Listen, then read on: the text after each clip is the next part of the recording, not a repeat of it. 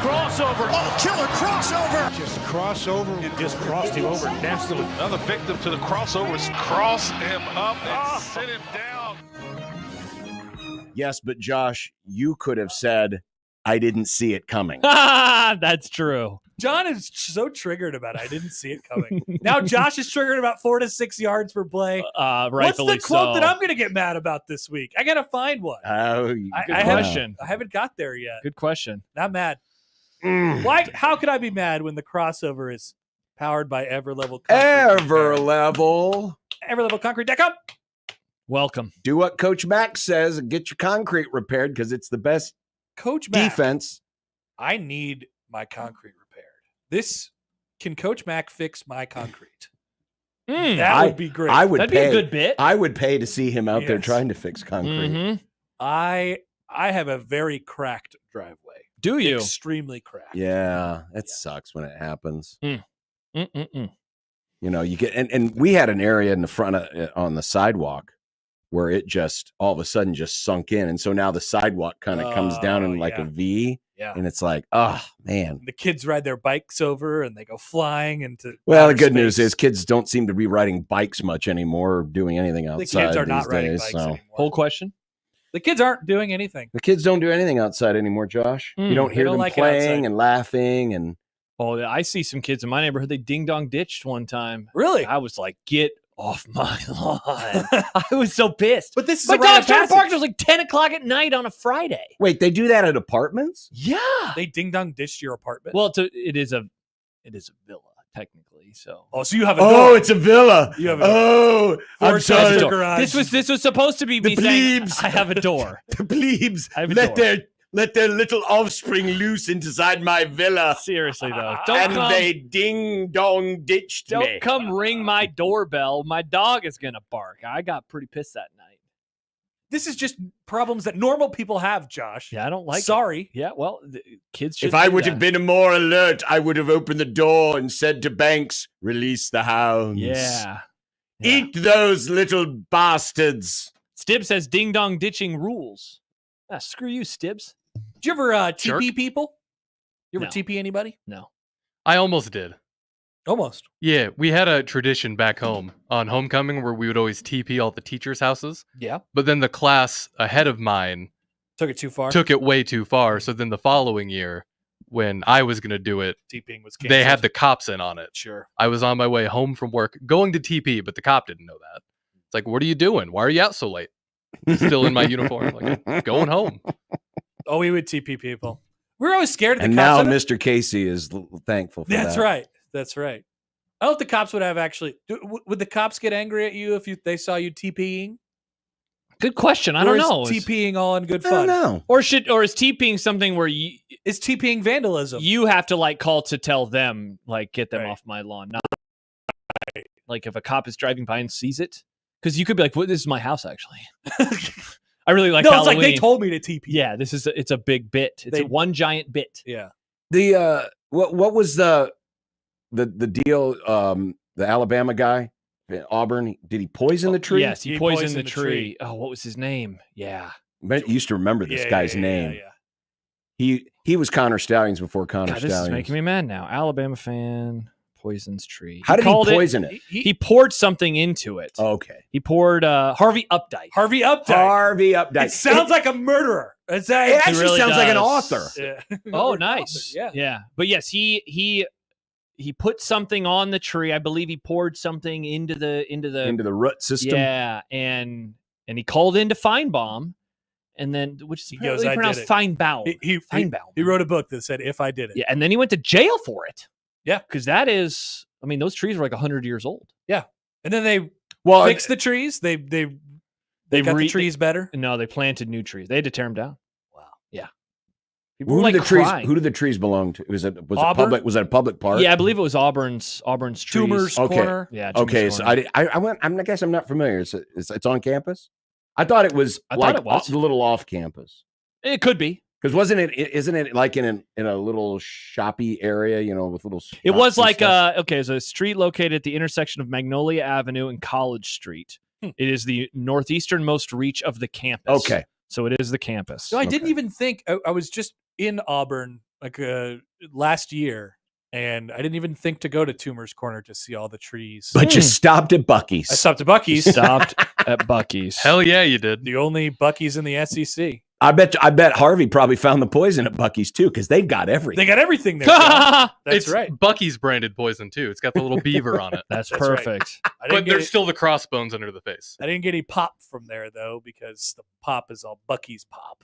Mm. I just Bucky's wanted pop a- is okay. I just wanted a Diet Coke. I don't want a Buc-ee's Well, Diet. just get a bottle. By the way, so I'm looking it up. I did. Herbicide. He poisoned it with a herbicide. Keeps you in control. Keeps you in control. Spike 80DF. 2 months later, that he called Feinbaum. Let's see. He said, "I did it." The efforts to save them were unsuccessful. The corner was eventually restored with untainted soil. So he poured it into the soil. Wow. Yeah. That's And not then, good. how about this? I didn't know about this. In 2016, the trees were replaced a second time after they were set on fire. Ouch. After a win over LSU, attempts were made to save the trees, but the trees were determined unlikely to survive. Wow. So in Auburn people burnt the trees. yeah, after a win, They burned the either that or boats. LSU fans. Oh, did. see, now because now they're not the original trees anymore. It's like People the just boat. feel like they can just. Yeah, you just do stuff to it. You could now. do anything to the trees. Just So get new trees. It's kind of funny because Wow, it's it's kind of funny. no, but this obviously this type of assault on property is shamed and shunned. Meanwhile, people run out there on the field and tear down a goalpost and march it into a river. You all celebrate it. It's pretty cool, John. Because Those goalposts have feelings too, just like those trees. To be completely honest with you, I thought it was funny when they killed the trees. Wow. My What? take is goalposts. At least are you're trees. consistent. At least you're consistent, Connor. I will give you that. Trees, goalposts, it doesn't matter. It's a tree. it's like 49 is 50. They could put up a new tree. What's, Yeah. a, Here's my what's question. a historic tree? I never loved a tree that I don't much. care about a historic I've never tree. loved a tree. Well, I mean, Trees are good for the I environment. was sad. I when- love trees. I like but big you old put a trees, new like- tree there. like in my grandma's house before they, the before they Leppincots. passed. Yeah, they had this. I mean, it was I'm a a huge ass Leppincott. tree. Yeah. I mean, the trunk was, man, I don't know, 6-7 feet wide. That's I mean, a big tree, it was John. a massive freaking tree, and it was Big so tree. cool. It was just- takes longer for a grown tree to do what it does. A tiny baby tree can't do that. You can't just replace the big tree right Well, they away. could put a new big tree there. I don't think you can transport big trees. Edifice's I'm tree. pretty sure you can. I don't think so. I don't think that's how trees I don't know how works. trees You work. could take a big tree and put it where a tree used to be. You can't. And it Poll would- question: have you ever loved a tree? You can't mega move a tree. I was sad when They put trees at the new ballpark when they built the Twin Stadium in Minnesota for the Mhm. batter's eye, Mhm, mhm. and they put those put new trees there. trees? It's not like they grew there. So And then my they took those trees out. when was the storm that we had this summer? The wind storm. Yes. Was that July?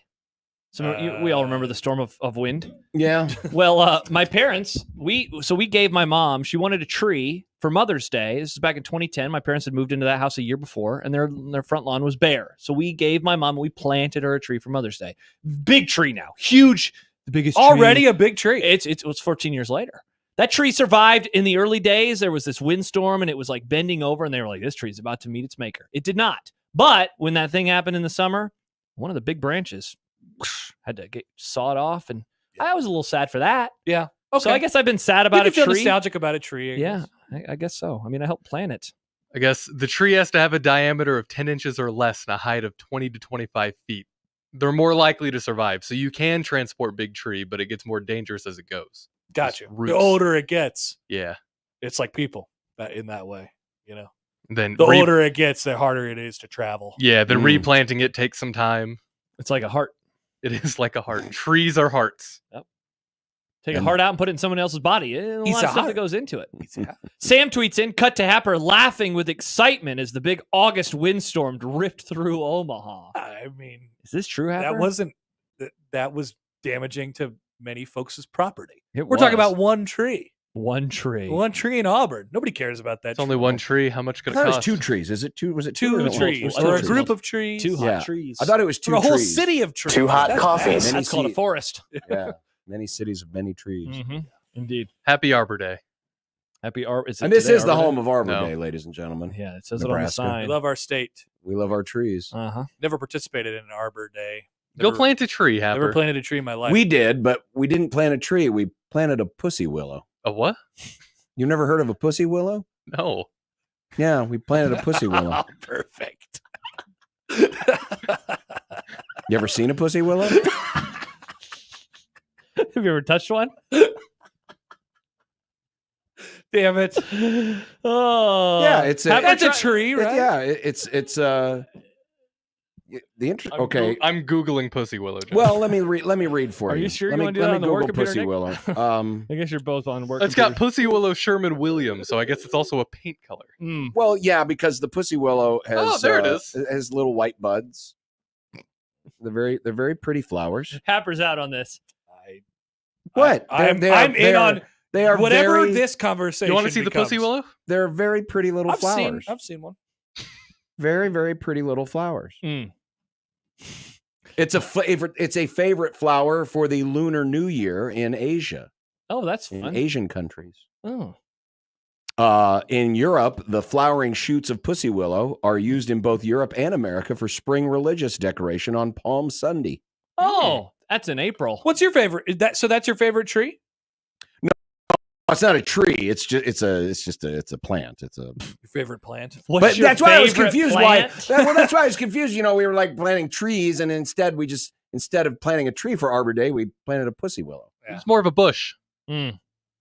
Classic. Well, yeah, and this was in the 70s, early 80s. So yeah. Do you get excited about the when they have what's the famous for in DC? The cherry blossoms. The cherry blossom. I saw love that cherry one time. blossoms. Cherry I saw that in blossom? person one time.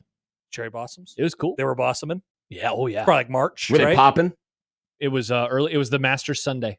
There you go. Yep. Master Sunday. Yep. 2018. That was the weekend of the when you and Ravi edit that out, please, Nick. Did that show about the snatch and the clean and the jerk? Remember that show? Oh, yeah, I remember that show. Yep. I learned a lot of that day. Oh, we always are. I was learning a never. lot. I wasn't really familiar with what the snatch was versus the clean and the jerk. Yep. I always was curious. Yep. And now I know. A lot of avenues explored on this show. Yep. Many avenues have been explored on this show. Sam writes, just planted a tree yesterday. Hopefully Happer doesn't come cut it down for sport. And he has attached a photo. I'm not a tree killer. Looks like Sam lives in Midtown somewhere, judging by the homes. How dare you? He tweeted it at the USC 1620. You don't have to dox him like I'm that. not doxing. Judge. I just said it looked Yeah. like it. I've seen those homes like that. Oh, what? You can't build homes like that in West O? I don't see homes like that in West O. You could. No, you I would don't. know if Have it you was a been home everywhere in O. West O? Yeah. Do you know that for a fact? If it was in West O, it'd have a damaged, destroyed driveway like my house. Oh, interesting. Yeah, I can't tell what's going on in the driveway over there. Is the old District 66, the old West Side, isn't that like Westish Omaha? Or is It that was now- in the is that now- 70s. Is that now Central East Omaha. Central Omaha? See, I'd Yeah. call it more east now. Yeah. Isn't that wild? I think they should be forced to change their name. You know, when you drive to Fremont, if you're on Highway 36, is that what it is? What's the highway? North of town. Well, which Highway one? north of town that's going west. Well, you got Like north of 64? Bennington. yeah, north of Bennington is 36. Okay, so 36. You take 36 to Fremont. Yeah. You get far out west, and it's still like 280th Street in I Omaha, know. 300th Street in Omaha. So many and streets. I've always wondered, at what point is Omaha actually to 300th Street? Probably not in our lifetime, but so it does the probably same in thing someone's. when you come from Lincoln.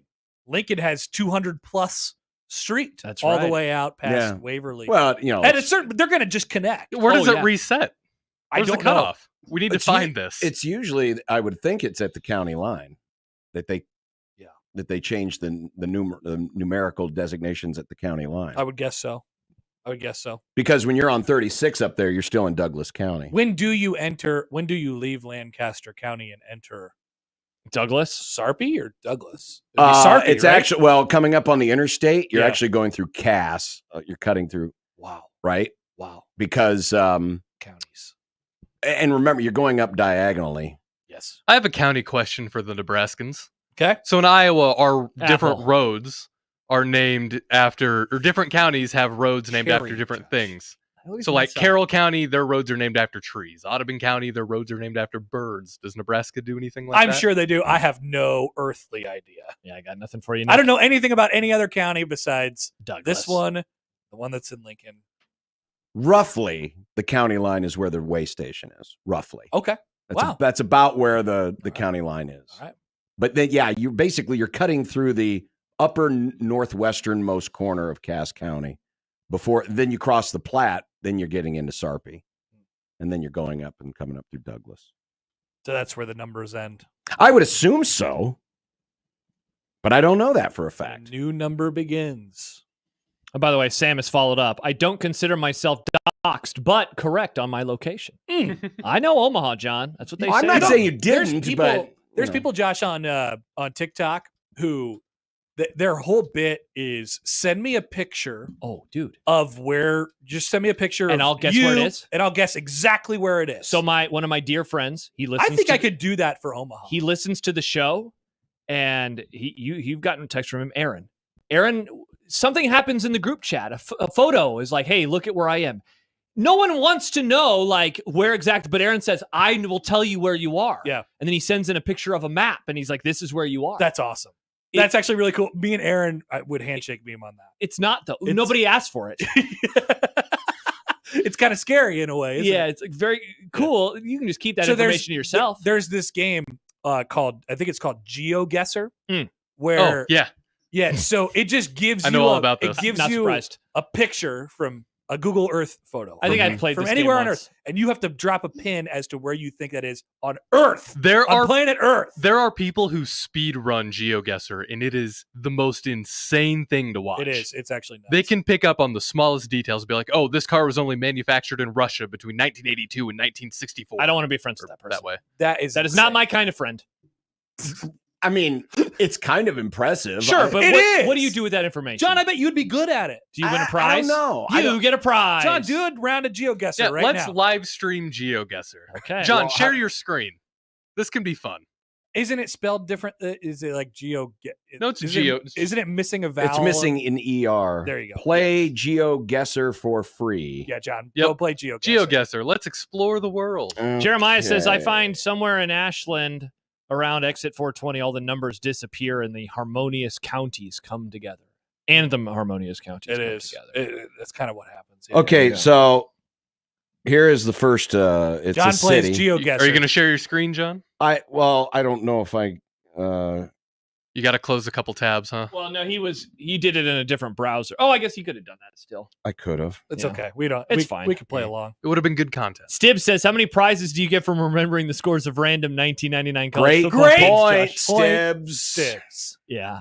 Icon points out that I have a podcast about running and thinks I'm too cool. Another great point. Tough look for me. We're all weird in our own ways, Josh. Hey, but you know what? I get paid to do these things. So, Aaron doesn't get paid to guess where you are. no, if he wants to start a podcast, though, more power to him. The podcast specifically guessing where Josh lives. There you go. Guessing where this picture is. Mm-hmm.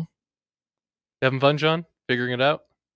Well, was I successful? There you go. John's I screen is successful? on the look computer. at that. We're Ooh, let's look at geoguessing. John's tabs. Whoa, that's one of your bookmarks? Yep. Wow. Okay. Paylocity. Interesting. We are here. All right, so it's a city, Yes. and it looks like we're. Nailed it. That looks like a double-decker bus, doesn't it, John? It looks European. Now, does it give me any clues at all? Nope. No, you have to So guess. I just have You to can guess. You can zoom in if you want to find some more info. Can he move around? Can he move around? Oh, Nick? here we go. Yeah. All right, so I just zoomed in. That I'm looks thinking- like foggy London. No, wait. It's not London.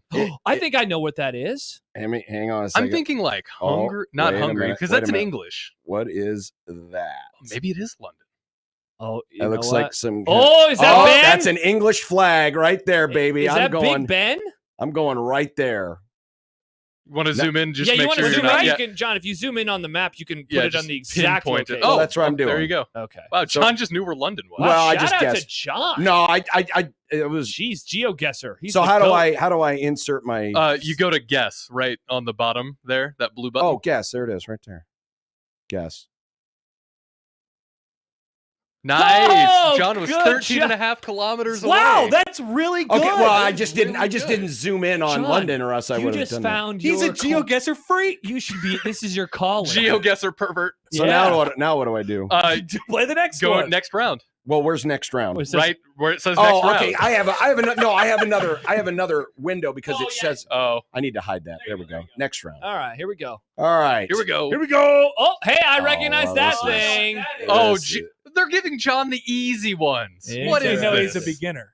Now, you see, here's the thing. I don't know exactly where those are. I don't either. That's Yeah, that's where you're zooming into where I would guess, certainly. Okay, but I'd go Cairo, right? Isn't that what I would do? yeah, but I don't think they're right outside of Cairo, are they? Just look The for a golf pyramids? course because there's a golf course right next to it. Look for a golf course. I'm just going to go right there. and- Okay. All right. Oh, you only have a certain amount of time to do it. Okay, you were close. All right. Nice I was job, close. John. All right. Next round. Shout out to John. All right. you could do like one that's only. Oh, gives this you- is easy. Look at that. Look at that. Ah, I am so good at this game. Hang on. You should probably zoom out. Yeah, I'm trying. John's There in we the go. ocean. All right. John, you got 10 seconds. 8. Well, I'm 7, trying to 6. zoom in. Oh my here. God, John, 5 seconds. There we go. Holy crap. 2 kilometers away. Well, I had to go fast. No, you're otherwise- doing a They're great giving job. him historic landmarks, though. Sometimes They they are. just drop them in the middle of a random town. Oh, hey, I recognize that place. Is that the? Is that the Mahal? That's not the Mahal. That's not the Mahal. That's the Mahal. That's the Mahal. Why are they I giving you the honestly easy don't ones, know. John? I honestly don't know. Is it What- in India? It is in India. Yeah, I yes. don't know what city the Taj Mahal Where's is. it? I'll just Mahal. go right there. Let's find a Oh. big city. Wow.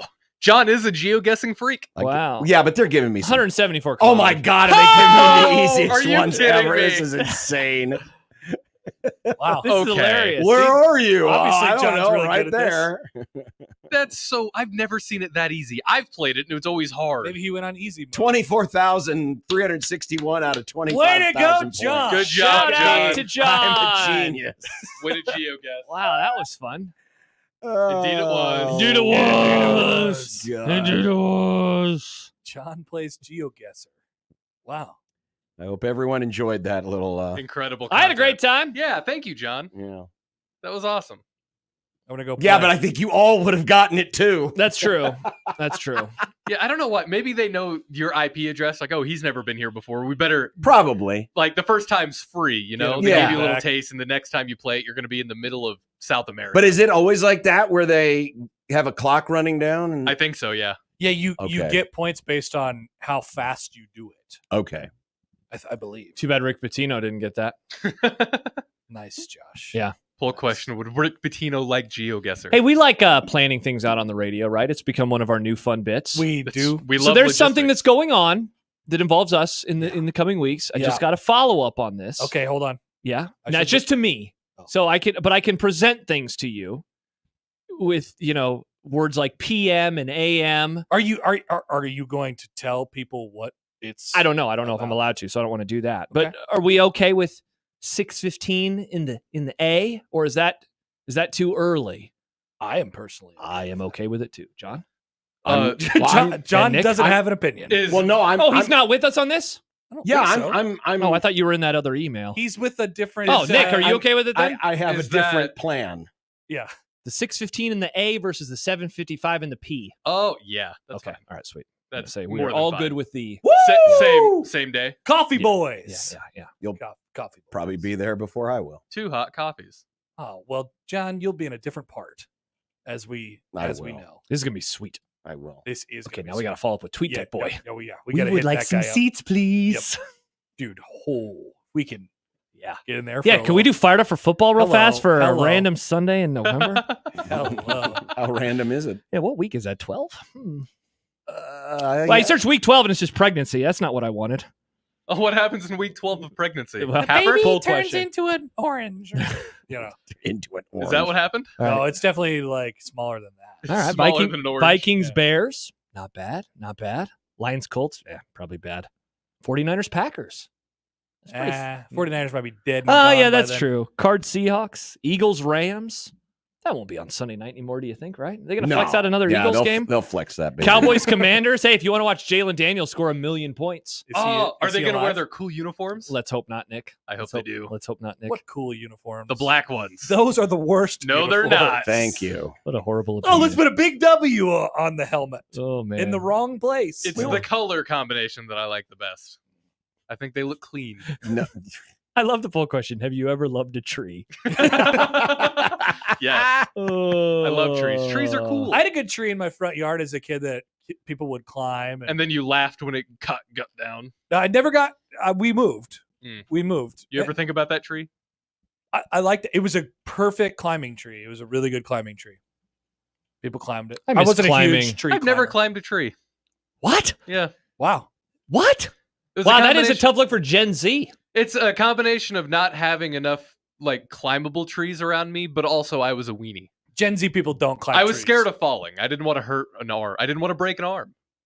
People did break arms falling off trees. A kid broke an arm in my tree. Really? Yeah. That's wild. I knew a lot of kids that broke their arm, and I said I didn't want to be a kid who broke my arm. stunned, Nick, because usually in farm communities there are a lot of big old trees and easy climbing trees too.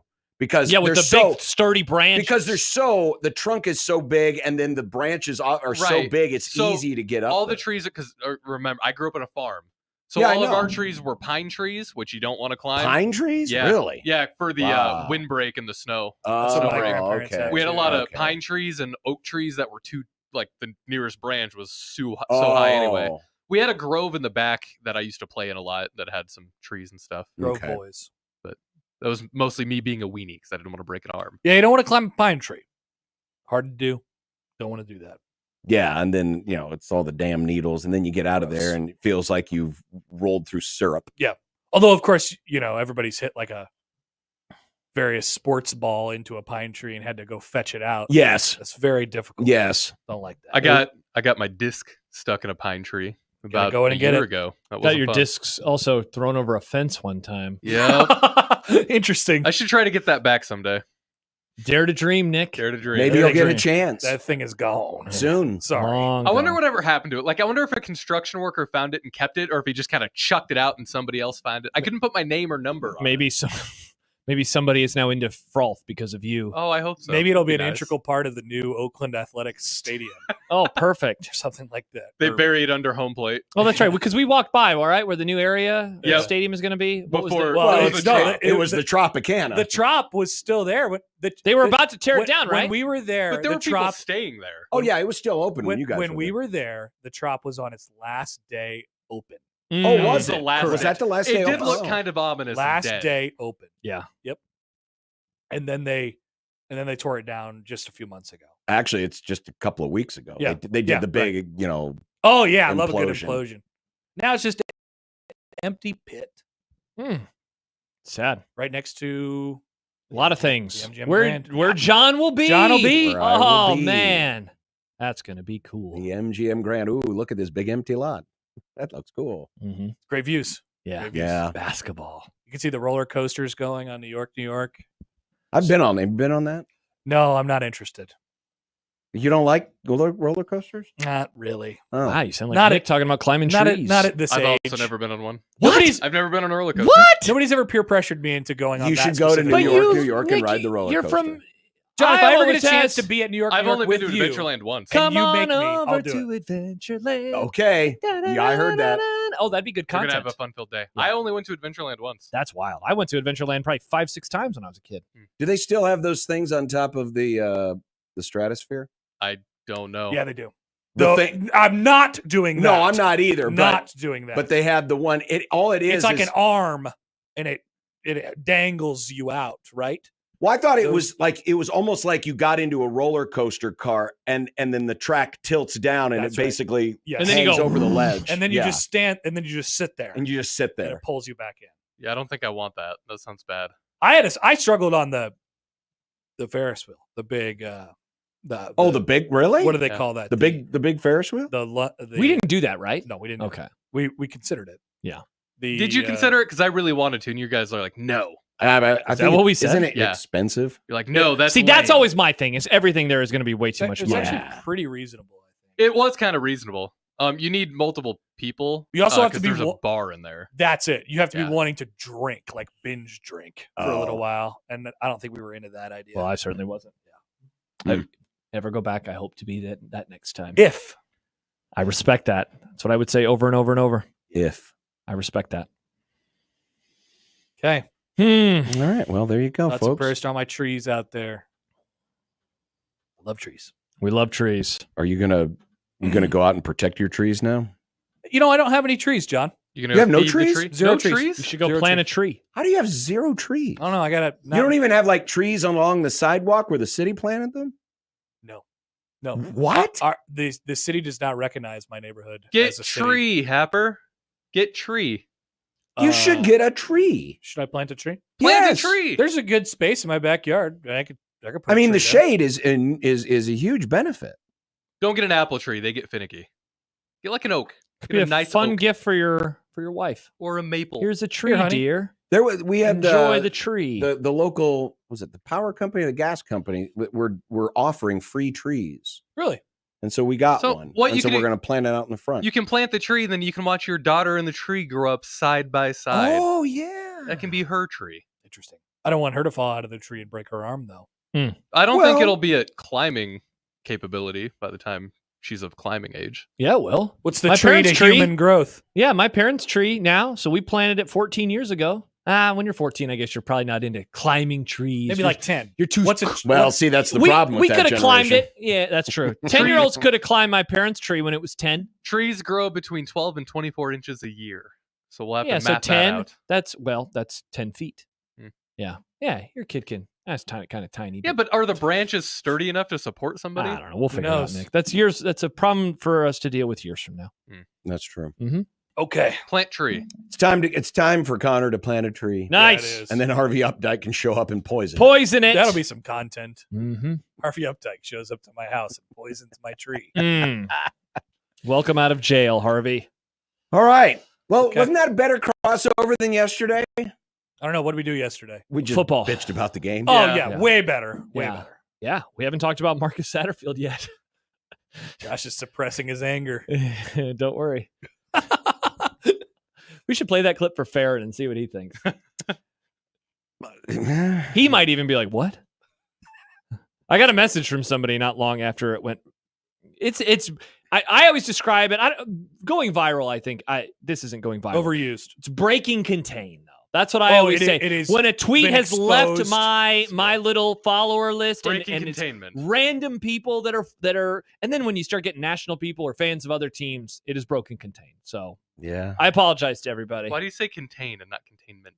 Breaking contain because Contain, that's like, it's a football term. It's a sports term. Oh. It's a yeah. football Yeah. term. yeah, You break contain, you get out, and you can run. No, I run got that. touchdown. It- Yeah. Feels like breaking Indiana containment is- broke contain many times on Saturday. Many Bingo. times. Yeah. Yeah. Indeed. Indeed, it was. All right. Well, that's crossover. Yes. Thank you, Everlevel. Yes. Thank you, Connor. Fix my driveway. Thank you, Trees. Thank you, trees. Thank you, trees. And thank you for being here on 1620 The Zone.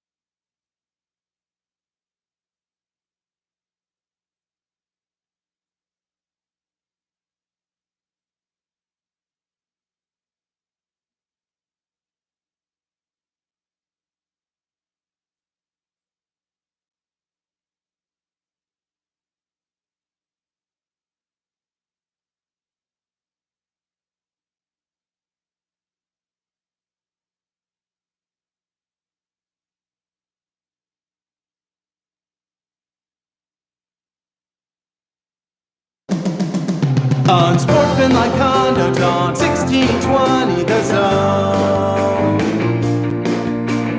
Husker Athletics, Creighton, and yes, UNO.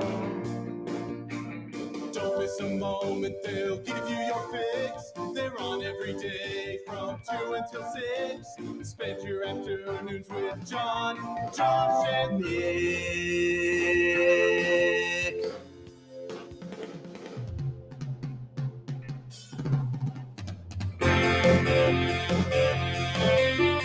John, Josh, and Nick. They'll show you what sports talk really is. Oh, helps if you turn the mic on, dummy. It does. Indeed it does. Indeed it does. Yeah. Well, welcome to day 2 of Funeral Week.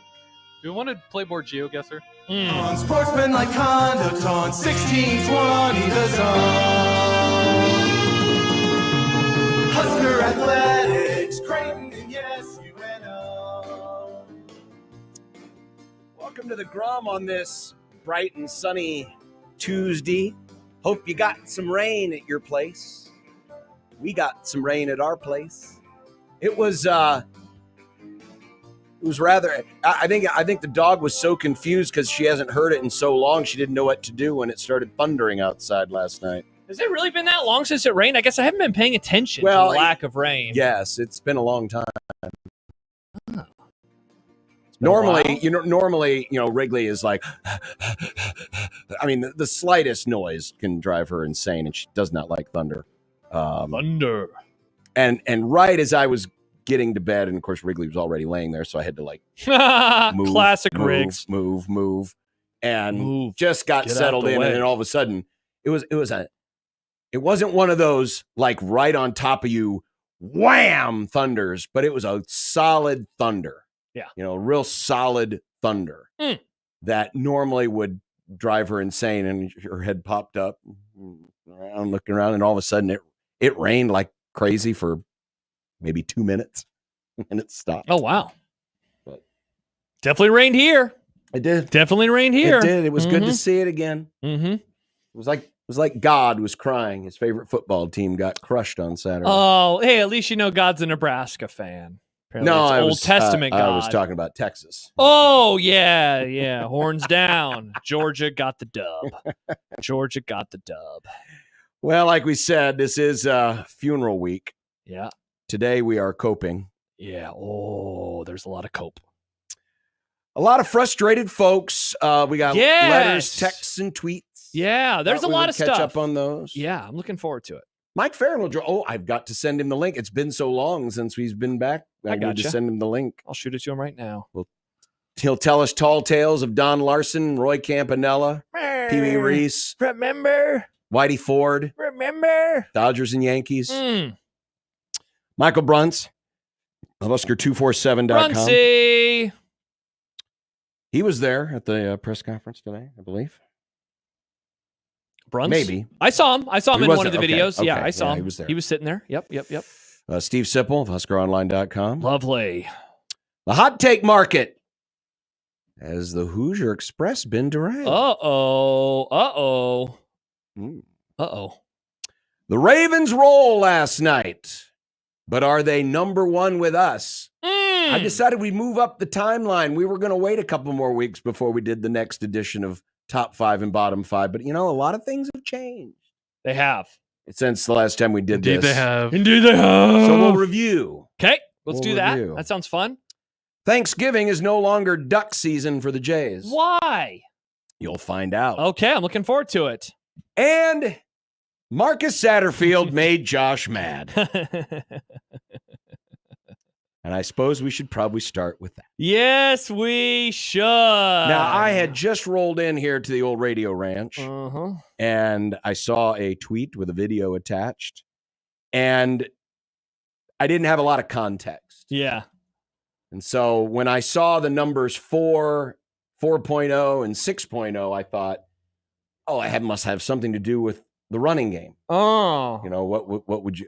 This was how my mind was working. Yeah. How much, what's a good average in the run game? offensively. That was my guess. That was my guess. But apparently that wasn't what was actually done. It was not. This is Kevin Suits who asked the question. Kevin Suits, Channel 10 in Lincoln. We have the full clip here. Here's what it sounded like. This is the last question of the press conference earlier today. Marcus, as a play caller, what's that target number for yards per play that you would aim for? That's within reason. That's a good play. Or it's between 4 and 6. I don't know what. I honestly don't even know what leads the country in yards per play. What would be a top yards per play? You guys are at 5.5 right now. That's why I asked. Yeah, it's a great question. You stopped me. I don't want to lie to you. I don't know what's leading the country, but I want it to be a little bit more than what it is now, for sure. So, in yards per play, the nation leader is the Miami Hurricanes at 8. Rounding, you'd go to 8.1. Then Boise at 7.8. Mississippi, Indiana at 7.7. Between the numbers 4 and 6, well, to put it this way, this is yards per play. Mm-hmm. This is not staying on schedule. This is not success rate. This is yards per play. That's all that this is. This is offensive yards per play. The 134th place team in America is Kennesaw State at 3.7 yards per play. The 133rd place team in the country is the University of Wyoming at 4.3. First off, that's amazing. That is a huge gap. Yeah. I mean, second to last and last, because everyone else is, it's just like a general progression up the ladder. By the way, Oklahoma's 132nd at 4.3 yards per play. So that's the bottom of college football. Let's throw Kennesaw State to the side for just a moment because they are way behind, okay? And we'll just say that last in the country in yards per play is 4.3. And to get to 6 takes you to 57th place, Colorado at 5.99. Yeah, and so 4 to 6, and as Suits pointed out, they're at 5.5. So they're actually at the upper end of what they are trying to do. 89th, by the way. Yeah, not very good. Not very good. You doing all right? I mean, it just shows a guy who's not in tune with. I mean, I don't know. What do I say here? A guy who's not in tune with. Can I statistics? Yeah. Again, I'm just spitballing here. Yeah, that's fine. Obviously, we all have different measurements of, what is successful or not, right? And sometimes when you're asked, because you heard at the beginning of the clip, he was kind of thrown off a little bit by the question because you could tell he's never really thought about it in that way before. Mm-hmm. And there are times that, people will throw out certain stats, certain numbers, and maybe it's because, they're new age numbers, they're analytics numbers. They don't compute with folks. Yeah, if somebody said like yards per point, I don't know what a good yards per point is. Right. Yeah, I mean. This wasn't that, though. We all know, but yeah, we all know, like, what's a good batting average? Yeah, you just say 300. Everyone, I think, would just say 300. Yeah. Right? So, I mean, I guess my argument is this. While yards per play is not an analytical stat, I mean, it's simple math. It's how many plays have you run divided by the number of plays. Very simple stat. But we don't think of it that way. We only think of, hey, if I'm averaging 35 points a game, that's pretty good. Mm-hmm. If my defense is only giving up 13 points a game, that's pretty good. Mm-hmm. We can relate to some of those figures. I don't know if folks necessarily relate to yards per play. Well, yeah, like this idiot in my mention, Slapping London, who writes 3.5 per play. Every play wins a natty every time. I'm no Sat fan, but he's referencing staying on schedule, not leading the nation in stats per usual. You're reliably the biggest idiot in the room. No, see. Well, that's not true because what you're saying is 3.5 yards per play is actually last in the country. Well, Kennesaw State is 3.7. Exactly. They're last, and they're last by a mile. So what you're saying is Kennesaw State should be winning a national championship because they're averaging 3 points. I mean, it's not quite how it works. So maybe I'm not giving enough grace when, idiots online can just say whatever they want to. Yes, in theory, if you average 3.5 yards per play, every play, you pick up a first down and you win championships. That's not Not how it works, though.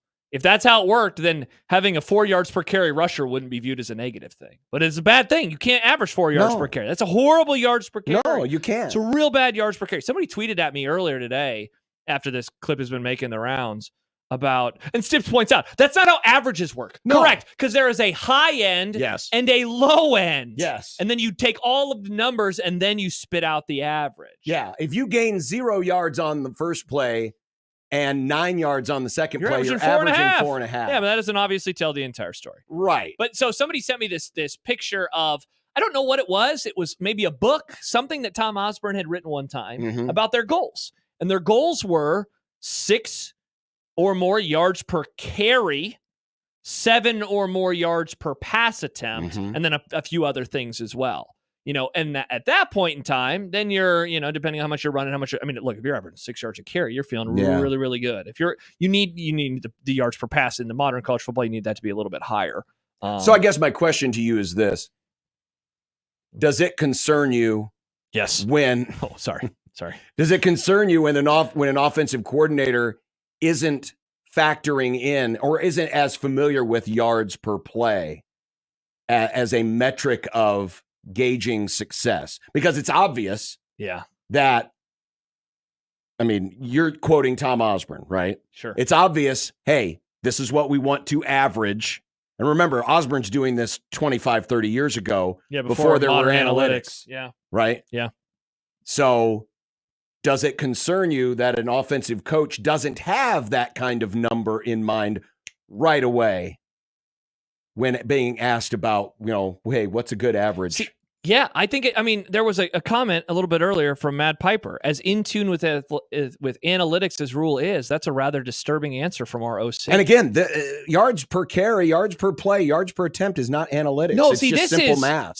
And that's what I think is, because obviously there are some like this dipstick in my mentions who I don't think I had somebody yelling at me about that last year. They're averaging 3.8 yards per play. That's fine. It gets you a first down. No, but that's not how it works. That's not how it works. But I know that, and you know that, right? And savvy members of our audience know that. And I think offensive coordinators know that. And so that's the part that I am just like, what? What? Not to get too deep in the woods, but that's why things like we quote in analytics, like success rate, for example.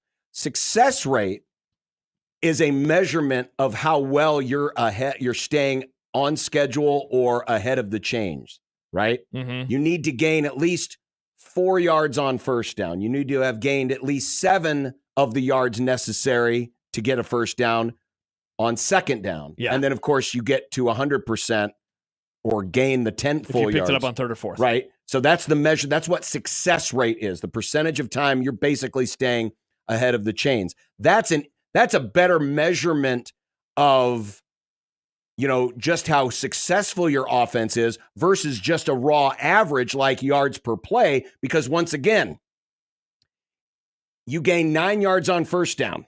You gain 0 yards on second down. You gain 0 yards on third down. You're now averaging 3 yards per play. Yeah. And suddenly you're not picking up a first down. You have to exactly. punt the ball. Yeah. So that's the element that I think, because I agree with you, Josh, that when I heard that, I was a little surprised because you would think that you would kind of have a number in mind of what is good. Or maybe you steer it and say, well, we don't look at yards per play, but we look at success rate, or we look at something like that. And the fact that he really didn't have a good idea in mind as to what it is, as someone pointed out in the YouTube chat, high school coaches are monitoring this stuff. Yeah, 100%. They're looking at because they don't get the access to analytics that college and pros do. So they're still basically going off of the OG numbers in a lot of cases. Yeah, and because Matt emails in Navy yards per carry. So Navy is 6-0 this year, and they have 6 yards per carry this year. Yes, yards per carry. That's not yards per play. Yards per play takes into account passing. And it's why that's every play. When we talked about it yesterday, when your yards per pass is similar to a good yards per carry, that's bad. Because your yards per pass should always be higher than your yards per carry if you have a successful passing offense. Navy rushes for 5.97 yards per carry. That is 5th best in the country. context obviously tells you, oh, okay, so 6 yards per run is good. 6 yards per play is average. Name me last 20 years, and we'll take a break because Farron's going to join us. Yeah. We'll get ready for the World Series. My numbers go back to 2004. Name me a good Nebraska offense and a bad Nebraska offense in the last 20 years. 2022, well, crap, they did have some big plays. I'll just go 2009 Nebraska offense, bad. And I will go, let's see, which was the best of the offenses? 2012 Nebraska offense, good. In 2009, Nebraska's offense averaged 5.1 yards per play. Bad. In 12? Yeah. 6.2. Good. Bingo. See? And that fits. And some would say that's only a yard. No, it's not, though, man. Yes, it is only a yard. Than that. But then add up number of plays that you have per game. 70 plays, that's 70 more yards. Multiply it by 12.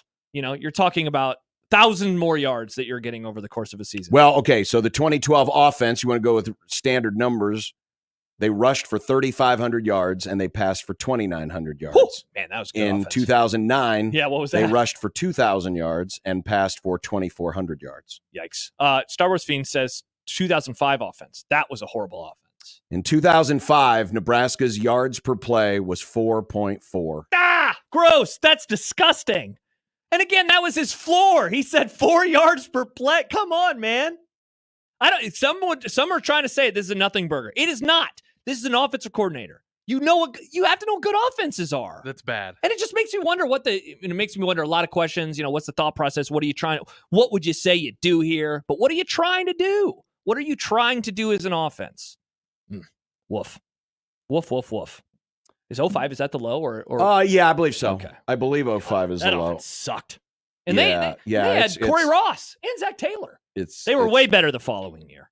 They were way better in 06. I believe you. Oh, well, actually, last year's offense averaged 5.0, which I believe is the second lowest since 2004, with 2005 being worse. Gross. And then last year's offense, and then I believe 2009 in yards per play. Those are the three quote unquote worst offenses. And they all fit inside of the 4 to 6 yards. Yeah. Bad. On the low to medium end. Bad. Let's see what Mike Farron thinks of this. Next. And the World Series, I guess. Next on 1620 The Zone.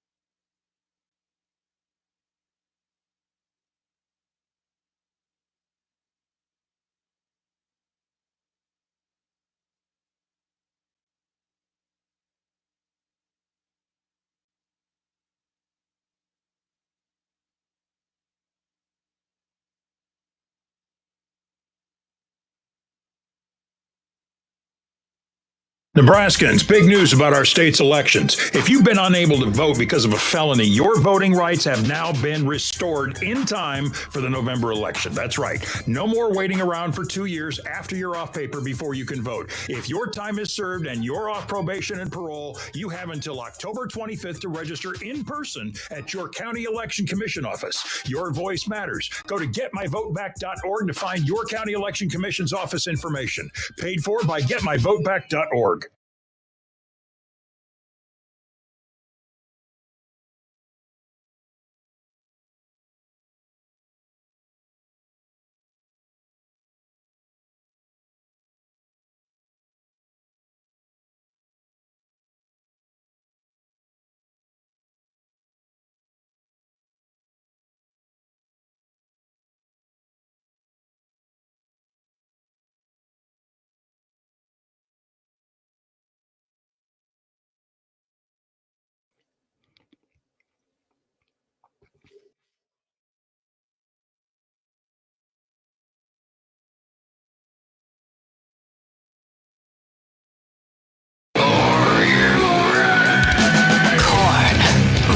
Concert in Omaha.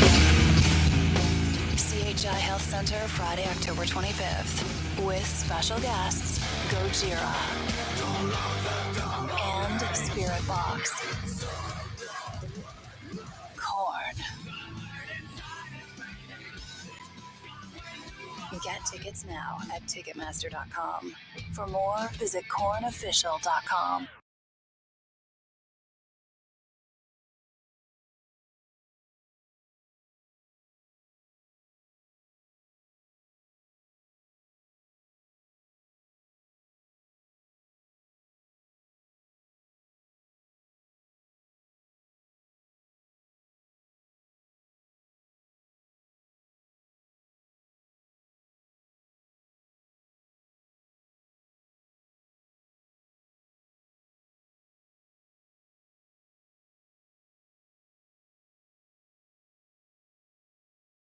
You go into your shower feeling, but as soon as you reach for the Irish Spring, your day immediately gets better. That crisp, fresh, unmistakable Irish Spring scent zings your brain and awakens your senses. So when you finally emerge from the shower, 37 minutes later, because you pay the water bill so you can stay in there as long as you want, you're ready to take on the day and smell great doing it. Irish Spring Body Wash and Bar Soap. Fresh, green, Irish. Shop now at Walmart.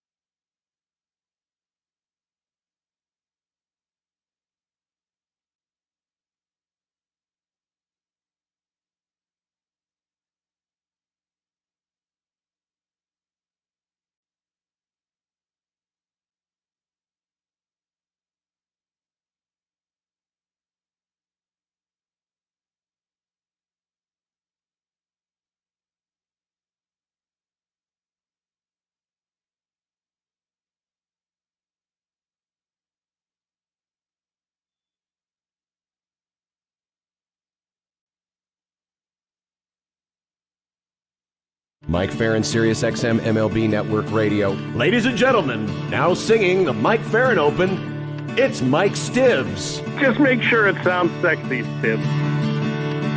Lord Almighty, how can you stand Arizona? Your fair skin must be burning down into your absent soul. Mike, Mike, Mike, Mike, we can barely hear you. It sounds to me like you called us from inside a hole. But your phone calls lift me higher, like the ERA of Mark Pryor. Your hair looks like it's on fire. You're Mike Farron. You're just a hunk of burning love. You're just a hunk of burning love. You're just a hunk of burning love. Laryngitis and God knows what else. There's the smiling face of Mike Farron. Mike Farron! I'm very happy to join day 4 of Big Red Overreaction. Yeah, Mike, your thoughts on Marcus Satterfield saying he wants his yards per play to be between 4 and 6. Your thoughts? I mean, isn't that 5? Yeah, yes, that would be between 4 and 6. Hard to argue. That would seem to be pretty good if you were ever. I mean, I'm not a math expert, but I think if you gained 4 yards on every play, you would get a lot of first downs. Can I congratulate Nick on being the only one with a brain when it came to picking last week's game? Wow! Hey, we picked Indiana to win, and I picked Indiana to you cover. Didn't pick it to be a boat race. If I I even saw the guy that breaks down all the film say it was going to be a 4-point game. Come on, is that the overreactions to this too are really hilarious. Like Indiana's actually good. Like I'm not. Well, yes, I'm not the. You can trust me. I don't live or die this. Also, Nebraska's gonna be fine. They're 5-2, and they're starting a true freshman at quarterback, for crying out loud. Like, What do we expect? Did you think they were going to be in the CFP this year? What are we doing? Come on. Like, this is progress. I think you guys were also down on Saturday. Like, come on, man. I wasn't still down, Mike. I wasn't down. Now he didn't hear yesterday's show. Yesterday's show was kind of kind of a dour crap fest. Yeah, it was definitely dour. Yeah, I mean, like, you guys are running poll questions about, like, are you worried about the Matt Rule era? He's been in the job for an hour. Cut the guy some slack. He's a good football coach. Man, they're going to go to a bowl game. A lot of people. people. The last time you went to a bowl game? Who was president the last time the Huskers went to a bowl game? Barack Obama. They're going to go to a bowl game. Obama. Yeah. Well, if they lose out, they won't go to a bowl game. That's They're true. not Mike. going to lose out. I would Stop. agree. Yeah. But do you know that Michigan, right? Like, Michigan, I'm not sure that Michigan could score if you gave them 10 plays from the 1. They're pretty bad. My nephew is a freshman at Michigan, and all he does is complain to me about how their quarterback can only make one read. Which He's a freshman in college. Yeah, which one? They've got 3. All of them. But I don't know if you know what's on the line, though. Josh made a guarantee last week that should Nebraska not make a bowl, he has to eat a raw tomato because he doesn't like raw tomatoes. I don't like raw tomatoes. While wearing a MAGA hat. I just, like, come on, why don't you put something bigger on the line? I don't like tomatoes either, but eating a raw tomato seems pretty easy. Hey, for John, it was he had no objection to the MAGA hat. Yeah. But to be fair, Mike, I like the fact that you pronounce it MAGA and not that's MAGA. What we say. That's how we say we it. say MAGA. Well, we don't say it. When we're describing the people who believe in it, we say MAGA. Yeah. Because we think it sounds dumber. Yeah. Well, instead of MAGA. Well, it's wrong, too, because the A in MAGA is America. MAGA. Yeah. MAGA. Anyway, yeah. That's Well, when John did a bet recently, Mike, he said he would have to eat a spoonful of mayonnaise. So we're into eating things we don't very much enjoy on this show. I want, like, a mayonnaise or a tomato. I mean, like, turn it up a notch. You got a guy, you got like multiple Florida State fans eating dog poop. Like, come on. They're shoving things up their BHs. I'm not going to guarantee anything to that degree. We can't even put that on the YouTube page. We get banned. Yeah. Anyway. Yeah. Well, the long-suffering world of baseball finally gets its beloved Dodgers and Yankees World Series. I'm pumped for this, Mike.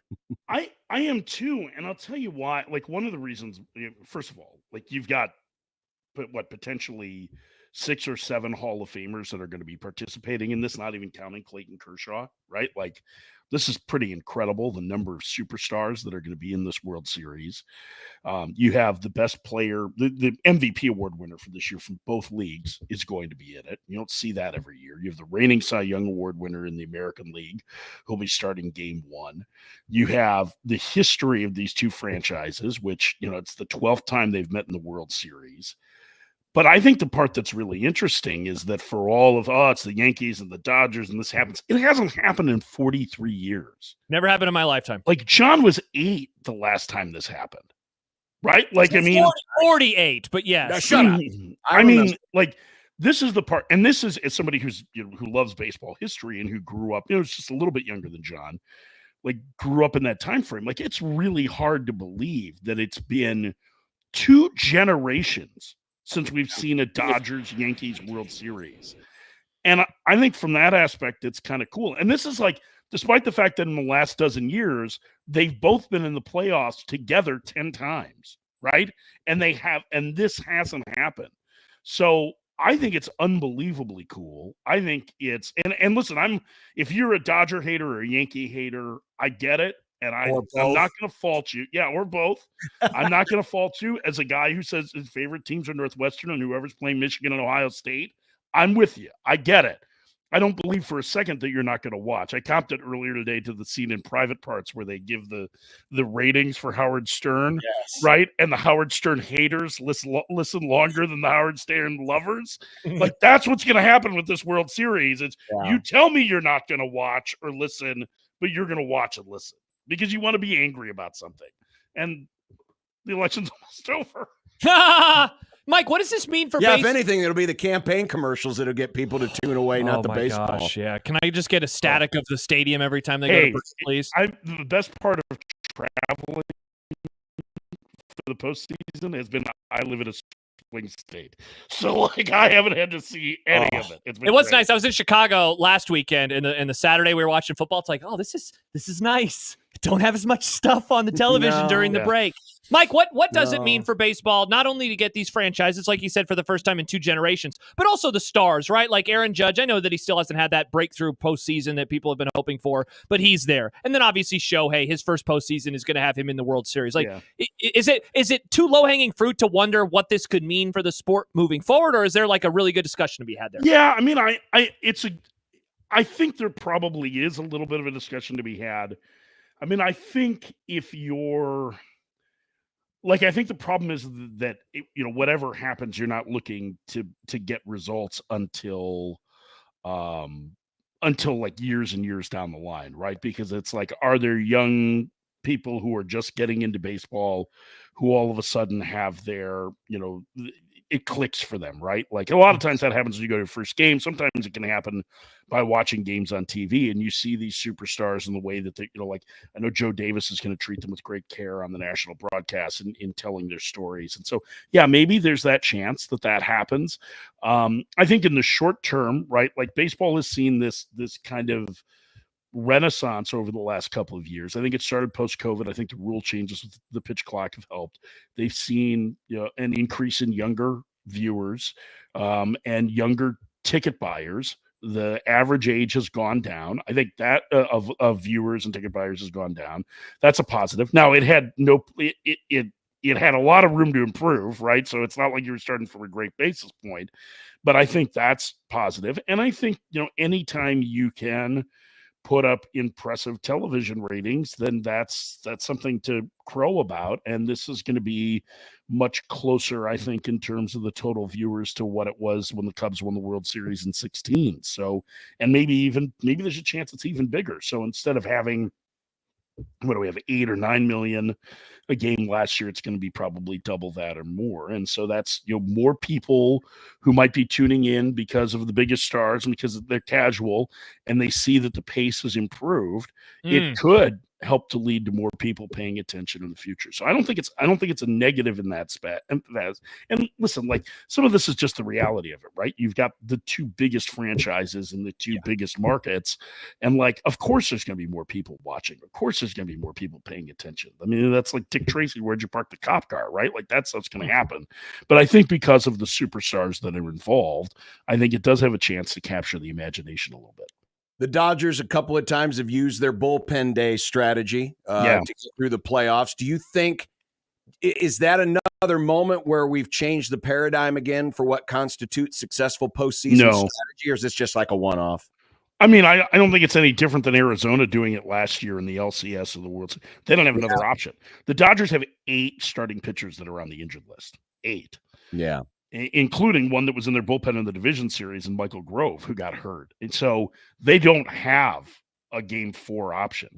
I think what's going to be interesting to see is, and the other thing that they're hamstrung by is that Yoshinobu Yamamoto, who's coming off injury, is also, they've been trying to help ease his transition coming from Japan, where you pitch once a week. And they have been trying to get him extra rest to keep him on routine. And that's tougher to do in the postseason. He could only make 1 start in the league championship series. So that's why they had 2 LCS games that were bullpen games. I think what's interesting here is that theoretically Yamamoto could start game 2 and have 5 days off before game 6, if there were a game 6, because you get off day, 3 games, and then another off day. And so maybe it means that they only have to do it in game 4, which I'm sure would be their preference. Nobody wants to be in this situation. It's just the situation that gives you the best chance to win. And that's the reality of all of these moves, all the complaints about starters not going deeper and all this. Bullpens are way better than they were 10 years ago, let alone 15 years ago or 30 years ago. The reason why teams make these moves is it gives them a better chance to win. And this was the Dodgers' only avenue to winning that series, was to bullpen it twice. So on the other side, the Yankees, it sounds like Cortez could be back as a pitching option for New York after he got hurt in September. What do you think that does for their chances in improving their ability to win this series? I mean, I think it helps, but I don't think that there's any sense that Cortez is going to be a starter. I mean, I think Luis Gil probably still has that 4th spot in the rotation.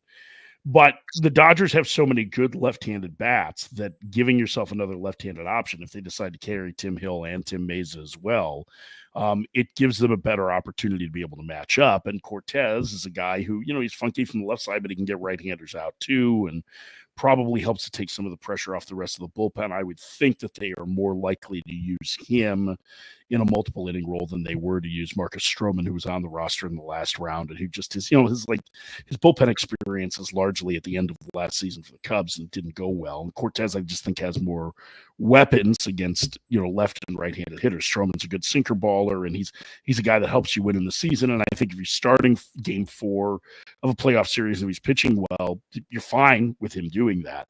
But I think they probably have better options at this point. So I think I wouldn't read too much into Cortez's availability other than it gives the Yankees another option. And really, they could use another bullpen option because, one of the reasons that Mark Leiter Jr. all of a sudden gets added to the roster and is pitching big innings is because their guys were taxed. The Dodgers did a much better job of being able to rest their guys. In the couple of blowouts helped them because they didn't have to use or decided not to use their A guys in those games. That really helped. And the Yankees didn't have that luxury. Yeah, Mike, along those lines, the level of competition that the teams played in their playoff run does that matter at all as we get to this moment? Because the Dodgers face some real adversity in the NLDS. And then, I know that there's been a lot of criticism, I guess not criticism, but just wondering, hey, the Yankees played the Royals and the Guardians, not the same level of competition that the Dodgers faced. Well, I think that's a load of crap. I mean, the Guardians had the second best record in the American League this year, right? That's somebody who just managed to ignore the fact that the Midwest exists. Yeah. I think that's an absolute crock. I would take that Guardians team over this Mets team, even with Grimace. I just think that I think the Mets offense is probably better, but the pitching for the Guardians top to bottom was better than the Mets. The Mets had starters that were okay. Guardians had one pretty good starter in Tanner Bybee and had an unbelievable bullpen. So I don't buy that at all. I mean, the Dodgers, the fact that the Mets won 2 games is kind of a miracle. The Dodgers outscored them by 20 runs in that series. I mean, really, they if you think about that, if you average that out over the course of 6 games, they outscored them by 3 runs a night. It is what essentially happened. So I don't buy any of that. I don't think any of that matters. It's baseball, right? The best team doesn't always beat the worst team. We talked a lot about that last year with the Diamondbacks making the World Series, right? I don't think any of that matters. But I do think that argument completely undersells how good a teams Cleveland and Kansas City were. At one point, we were staring down the possibility that we could have had 4 wild card teams in the LCS for a brief moment. The Royals had split with the Yankees and they were going back home with a chance to win. The Padres had the upper hand on the Dodgers. The Tigers seem to have some momentum. Obviously, that didn't happen. But there has been some conversation on waiting the postseason a little bit more to it's not just about home field advantage. But do you think that this postseason, kind of justifies that the format we have right now is good? Or at some point, do we have to consider, and I don't remember what the term is, but some kind of a weighting system to where the higher seeded team doesn't have to win as many games as the lower. Yeah, I mean, like they do in Korea, right? That's right. And what do they call that, by the way? I keep forgetting the term. Yeah, there is a term for it, but I don't remember.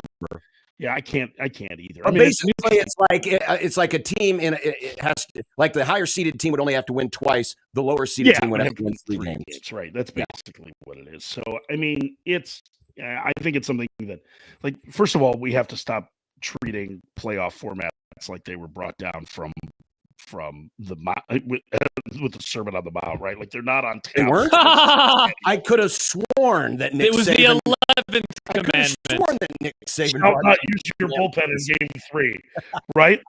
So I think, I don't think that I don't think there's anything wrong with considering that further down the road. If that's what you want, fine. But I mean, I don't think that the playoff format necessarily is supposed to go to the top seeds. I don't understand. You're still going to have to, you still have to win rounds. And to your point, John, I mean, did the bye hurt the Padres in the end? Right? Come on. Right. We've got 3 years into this format. I think part of what makes it good is that exciting. It has, and I think it's allowed a better chance for some of the smaller market teams to be able to win and come through. I mean, first of all, 40% of the league is making the playoffs anyway. So I think money, but I think that's the big thing is, you know, if they get to the next collective bargaining agreement, which will probably include expansion, which then more balanced anyway. But you know, that's something that's coming down the road. Like it's not going to be any different than any other sport. Mike, what's your pick for the series? Well, you know how much I love doing predictions, Josh. You're a huge fan. It's still too early to tell. Wait a minute. I think it's still need a little more data on these teams. I think one thing that we vastly think the Dodgers offense is really good. I think even with Freddie Freeman being hampered by an injury, and the time off is certainly going to help him atop the Dodger lineup. You know, if they put him back in the 3 spot, or even if they move him down, like if he can play, and he's a little healthier, then that gives him a chance maybe to drive the ball a bit more. But guys like Max Muncy is on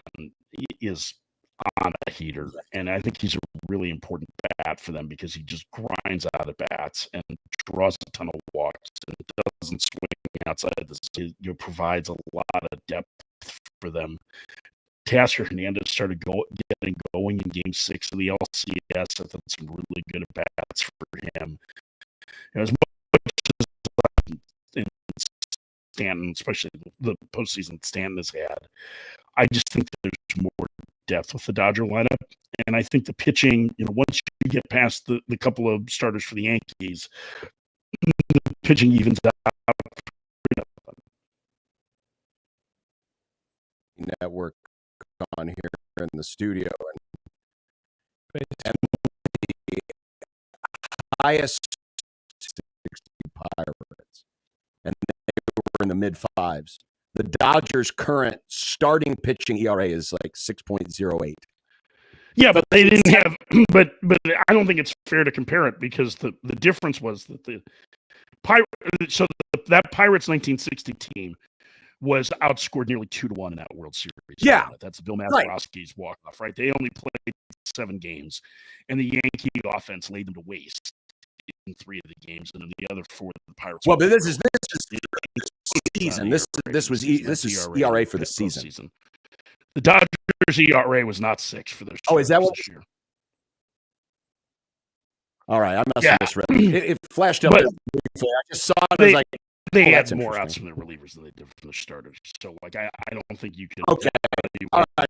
It's apples to apples on that. Never mind. I was quoting nonsense. It was 4 yards or 6 yards. I don't remember how many. Somewhere between. Somewhere between 4 and 6 yards. You're gonna make me mad. Why are you so upset? Doesn't that make sense to you? Well, Josh has been wanting to fire the offensive coordinator for a while. Mike, that's horrible.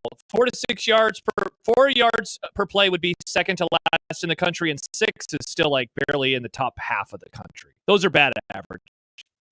So how many yards a play should they be? No, it's just per play. Per play, period. Yeah. You want to be, close to 7 is where you want to be. That's in the real upper half of the sport. Yes. Yeah. Yes. 7. Yeah. 7-ish. They're not going to get there with a freshman quarterback. Or with Marcus Satterfield. Especially a freshman quarterback with a bum ankle. With a bum ankle. Yeah, there's a lot of things that are going against him right now, things are breaking. Things are falling apart. The whole place heads are falling off.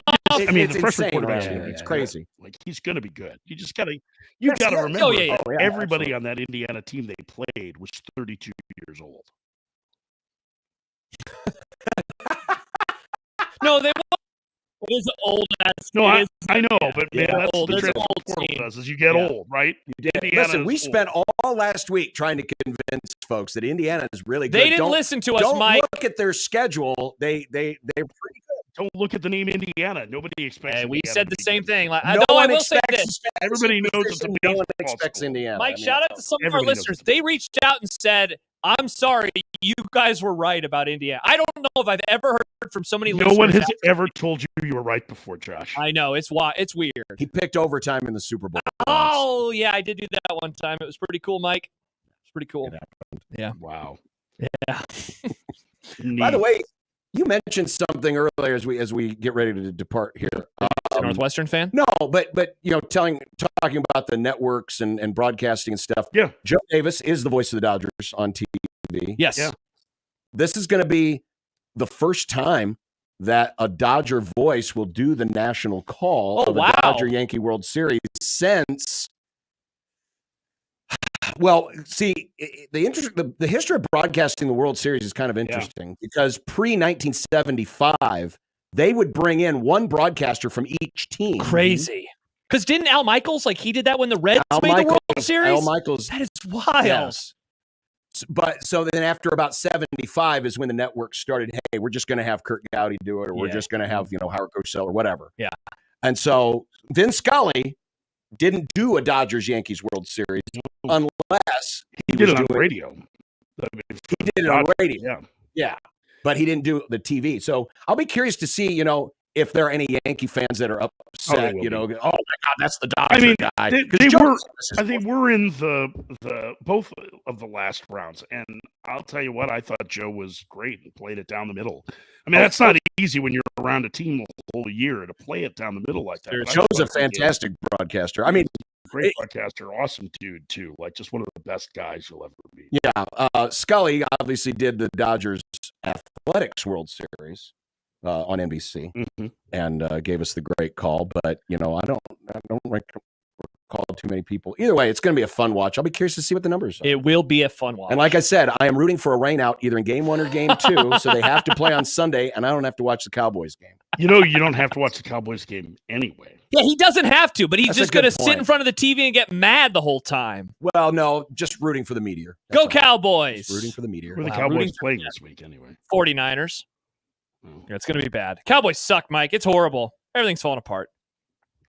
My hope is that Jaden Daniels is healthy so we can get the Caleb Williams chance. Dude, oh my gosh, I know. I'm going to be so bummed if he's hurt. It's going to stink. Yeah. But maybe the Bears will win. Maybe the Bears will win. Maybe the Bears will win. That's the story. That's going to be my memoir. Maybe the Bears will win by Mike Farron. Oh man, I can't wait for the book tour. And then people will read it and go, "Why is this all about baseball?" the sub title on it will be Jay Cutler is the best Bears quarterback of my lifetime. And that'll tell everything to the readers that they need to know. They will. Oh. All right, well, let's enjoy this. I think it'll be fun. Again, Mike, do we talk to you next week? I will be in New York. Let me see, what is it? We go Friday, Saturday, off Sunday, right? Monday, Tuesday. So there's a chance, I guess, we might be able to record something early. Okay. All right. We'll figure it out. We'll do a live interview next Tuesday. Yeah, that's right. All of our interviews are. We've never recorded one time. Yeah. Can't wait. Yeah. Awesome. All right. See you, Mike. Have a great day. All right. Oh, you know what you guys need for this week? Red pants. That'll do it. All right. I'll see you later. Oh, Mike. I like this comment because Douglas was getting very triggered in the chat that we were talking about baseball. But he adds, MLB, you don't know what you got with 100-plus games until the playoffs. Wake me then. Douglas, perfect time. We were actually talking about the final series of the whole season, the World Series. So this is perfect. This is when you want to be woken. Isn't Douglas the guy who likes soccer? Yes, but doesn't want them to play downtown because of the traffic or something. Soccer famously has more games than baseball. Douglas, right? No, definitely not. Feels like it goes on longer. The season does last longer in months. It never really ends. You never really. I mean, they've got so many tournaments. I mean, it's the participation trophy of sports. Okay. I mean, everyone gets a trophy at the end because they're all playing. There are a lot of trophies. Many tournaments. There are a lot of trophies. All right, we will continue in a moment. We'll find out what else Josh is triggered about. Lots of stuff, probably. We do have some Matt Rule audio we do want to get to from yesterday. And then a lot of responses. And a lot of responses. But a reminder that this week's Zone Deal is for Stories Coffee. And we've got 5 $10 vouchers on sale for only $25 going on sale this Friday at 1620thezone.com. And later in the Grum, Nick will give away some of these vouchers. I already know how I'm going to do it. So be listening for your chance. Hey, man, it's free coffee, and it's great coffee. It's Stories Coffee with tea, smoothies, breakfast, and lunch, and a whole lot more. Stories Coffee. Find that Zone Deal this Friday morning at 9 at 1620thezone.com.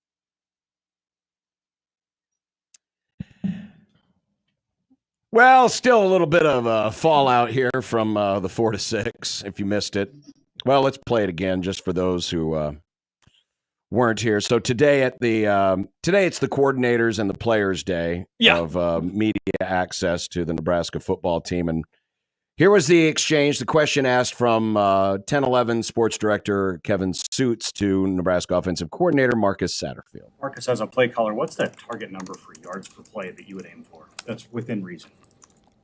That's a good play. Or that's between 4 and 6. I don't know what. I honestly don't even know what leads the country in yards per play. What would be a top yards per play? You guys are at 5.5 right now. That's why I asked. Yeah, it's a great question. You stumped me. I don't want to lie to you. I don't know what's leading the country, but I want it to be a little bit more than what it is now, for sure. The and just again for the record, the leader is Miami at 8. Last place is Kennesaw State at 3.7. But if you take that out because they are so far behind everyone else, basically, if you're averaging in the 4s, that's below average. Yeah, and if you want, by the way, a full season's worth of data, like we can look at last year real fast. Top 25 is basically 6.4. Number 1 last year was LSU with the Heisman Trophy winner, 8.4 yards per play. 7 yards per play gets you into the top 10. 6.5 gets you into the top 20. And then you kind of go from there. Where did 6 fall? 6 last year on the dot was 49th. That was Texas A&M. So it's a little above average. Yeah. 4 yards per play last year would have been, again, second to last in the country. But Iowa last year was at 3.9. But there are a lot of folks who are like, wow, how do you not even, have a metric for that? We got a tweet from someone called the BA Coaches Show. Said, I am currently on 7 for 7 on high school offensive coordinators that gave me much better answers than the current OC at Nebraska. All knew what they were at, what their goal is, and how it shifts. And again, it's one of those things where as fans, I mean, I guarantee you even ask some of the more knowledgeable college football fans around here. And I don't think it's just not one of those numbers that gets quoted a lot. You might have an idea of what good is, but it's probably not something you think about. But it's different when you're a coach. And as you quoted earlier, Tom Osborne back in the day used to shoot for 6 yards per carry and over 7 yards per pass attempt. Those were goals. Those were goals that were established at the beginning of the season. We're talking 25, 30 years ago. Yeah. So the idea of not knowing that as the metric or not knowing what a good number is, I think to a lot of folks, it's probably like, oh, that doesn't make a whole lot of sense. Again, it's one of those things that's not quoted a whole lot, but I mean, it'd be kind of like me as a broadcaster. Yeah, I don't know how that thing works over there. Yeah. The console. Yeah. I mean, we all have kind of a rudimentary background knowledge in how the stuff works. Or about what makes something good or what makes bad, something good. what you should strive to be versus not. Right. Is this the end all be all? Of course not. Does this prove to myself how I have viewed this offense and the offensive coordinator the last 19 games? Yes, it does. And I think that maybe that is the more alarming thing about all of this. Honestly, a great follow-up. I'm not playing armchair quarterback to our friends in the media, but what were your established goals? What were your goals before the season? When you go out and when you imagine your offense being good, what does it look like? What do you tell the guys? Hey, this is what we're trying to do. These are the goals we're trying to reach in every game. Yeah, for sure. And that adds a little more context to it. Mm-hmm. But I'm sensing, and again, like you said, the tweet broke containment. There were a few folks in the college football stratosphere who were, quoted your tweet and said, 4 to 6 isn't a very good number. No, yeah, and I got a message from somebody that, I would say knows their stuff is how I would describe this person. Yards per play, bah, ha, ha, ha, ha. And then added they're 102nd in scoring efficiency. So it's like whether you want to do the normal stats, whether you want to do efficiency, it's just I think it's a bad look for an offensive coordinator to not even know what good is. And again, the numbers that he's quoting are in a range of like below average to the worst in the country to slightly above average, which is you know where they are right now. Yeah, as a team. Yeah, exactly. Yeah, Well, hey, at least they're inside of the numbers that he wants them to be. Well, Michael Bruntz was there. We'll get his thoughts and more on this, the day of coping. Day 2 of funeral week. We're coping today. Oh, yeah. On 1620 The Zone.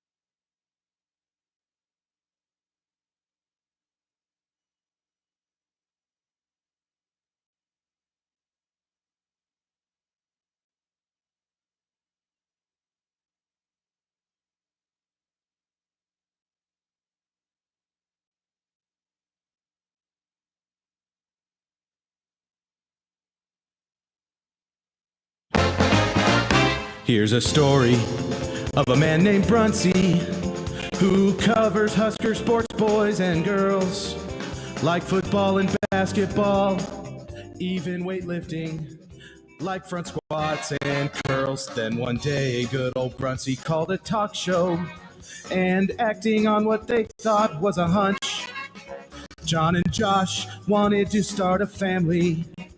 And now we get to talk to Michael Bruntz. It's Michael Bruntz. Michael Bruntz.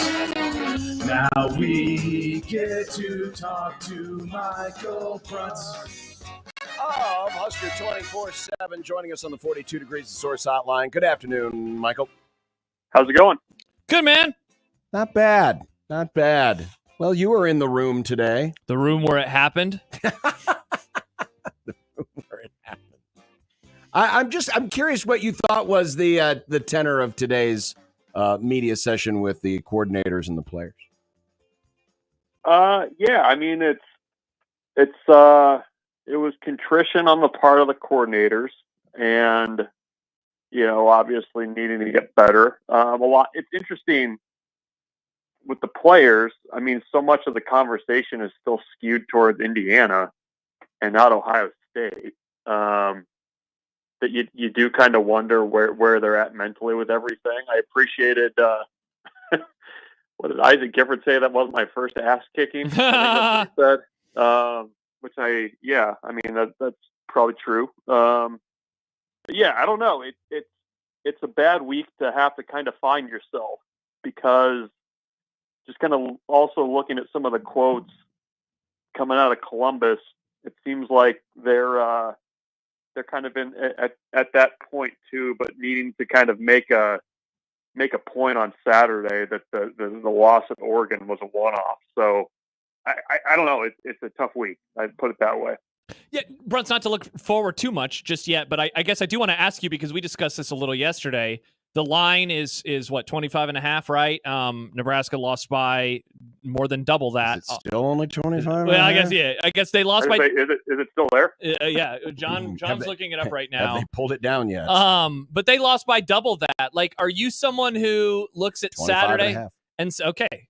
Are you someone who looks at Saturday and says, yeah, the game will probably be in that margin of defeat, or like they're not going to beat them by more than Indiana, right? Like, I guess I don't see that coming, but maybe I'm an idiot.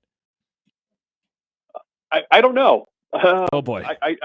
I'm not saying you're an idiot. First off, thank you, Bruns. Yes, just to clarify. I don't know. I mean, I don't know what to kind of make of things, because when Nebraska kind of got its nose rubbed in it last year against Michigan, they kind of came back and felt like it was a kind of a turning point moment for that season, or at least, kind of the direction of year one. I do kind of wonder where they're at now with being able to kind of, change the narrative and get back to what they're, how they'd like to play football. I mean, I do have more confidence that the defense is going to show up on Saturday and play better than they played against Indiana. That said, I mean, it's better athletes. No offense to Indiana, but there's going to be better athletes across the line of scrimmage from you. I think an offensive coordinator that's willing to really run the ball in a way that Ohio State probably hasn't in years past. I mean, it feels like a bit of a different team to me, and a different offense than what we're kind of used to seeing from them, which was more centered around the wide receivers, which, by the way, they still have guys that can, beat you deep and make plays. So I just this kind of knowing where Nebraska is at mentally, I think is kind of tough to know right now, and I think that's kind of why it makes it a little bit difficult for me to say, like, Nebraska's going to be in there for 4 quarters, and last week was just a blip. But it felt like the thing I kind of left feeling like on Saturday against Indiana was kind of like I thought we were past it. Yeah. You know what I mean? I agree. And I don't, the confidence is a little bit shaken right now that they are past it. Michael Bruns of Husker 24/7. What is Nebraska's strength on offense right now, and how much better can they play to that strength? Well, well, it's not. I think it's kind of the getting guys like Barney in space. I feel like that's maybe a strength. I mean, I don't know that there's a lot right now that you would say that Nebraska does extremely well going into this matchup. I mean, you look at what the running game has been in their last 3 of their last 4 games. They haven't hit 100 yards. You're coming off of a game where your backup quarterback was your leading rusher, and Nebraska has not shown that explosiveness down the field that I think Nebraska was hoping they would have in the arsenal this year with Dylan Raiola as the quarterback. So I don't know what their strength is right now, and I think that's part of the problem. Is that there's just nothing that they can do that's easy right now. And I actually, going back to what Matt Rule said on Saturday, and I think he hit the nail on the head pretty succinctly. I mean, everything that they're doing just seems really difficult right now. Yep. And it's a tough place to be as a play caller. It's tough to play complementary football with your defense that way, and that's where they're at. I mean, you just got to find something that you can do and have some confidence that it's going to work right now. Yeah, Bruns, I wonder, because you mentioned Rule, because I wrote that quote down. There's nothing that's happening that's easy and routine. And I thought that, I certainly have felt that way watching the offense the last month.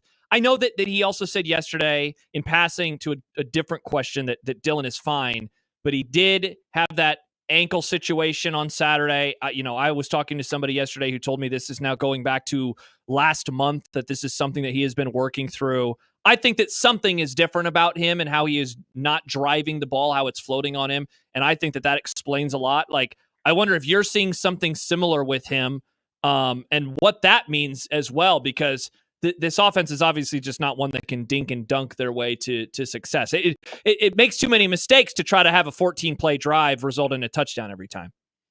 Yeah, I mean, I think he certainly looks uncomfortable in the pocket.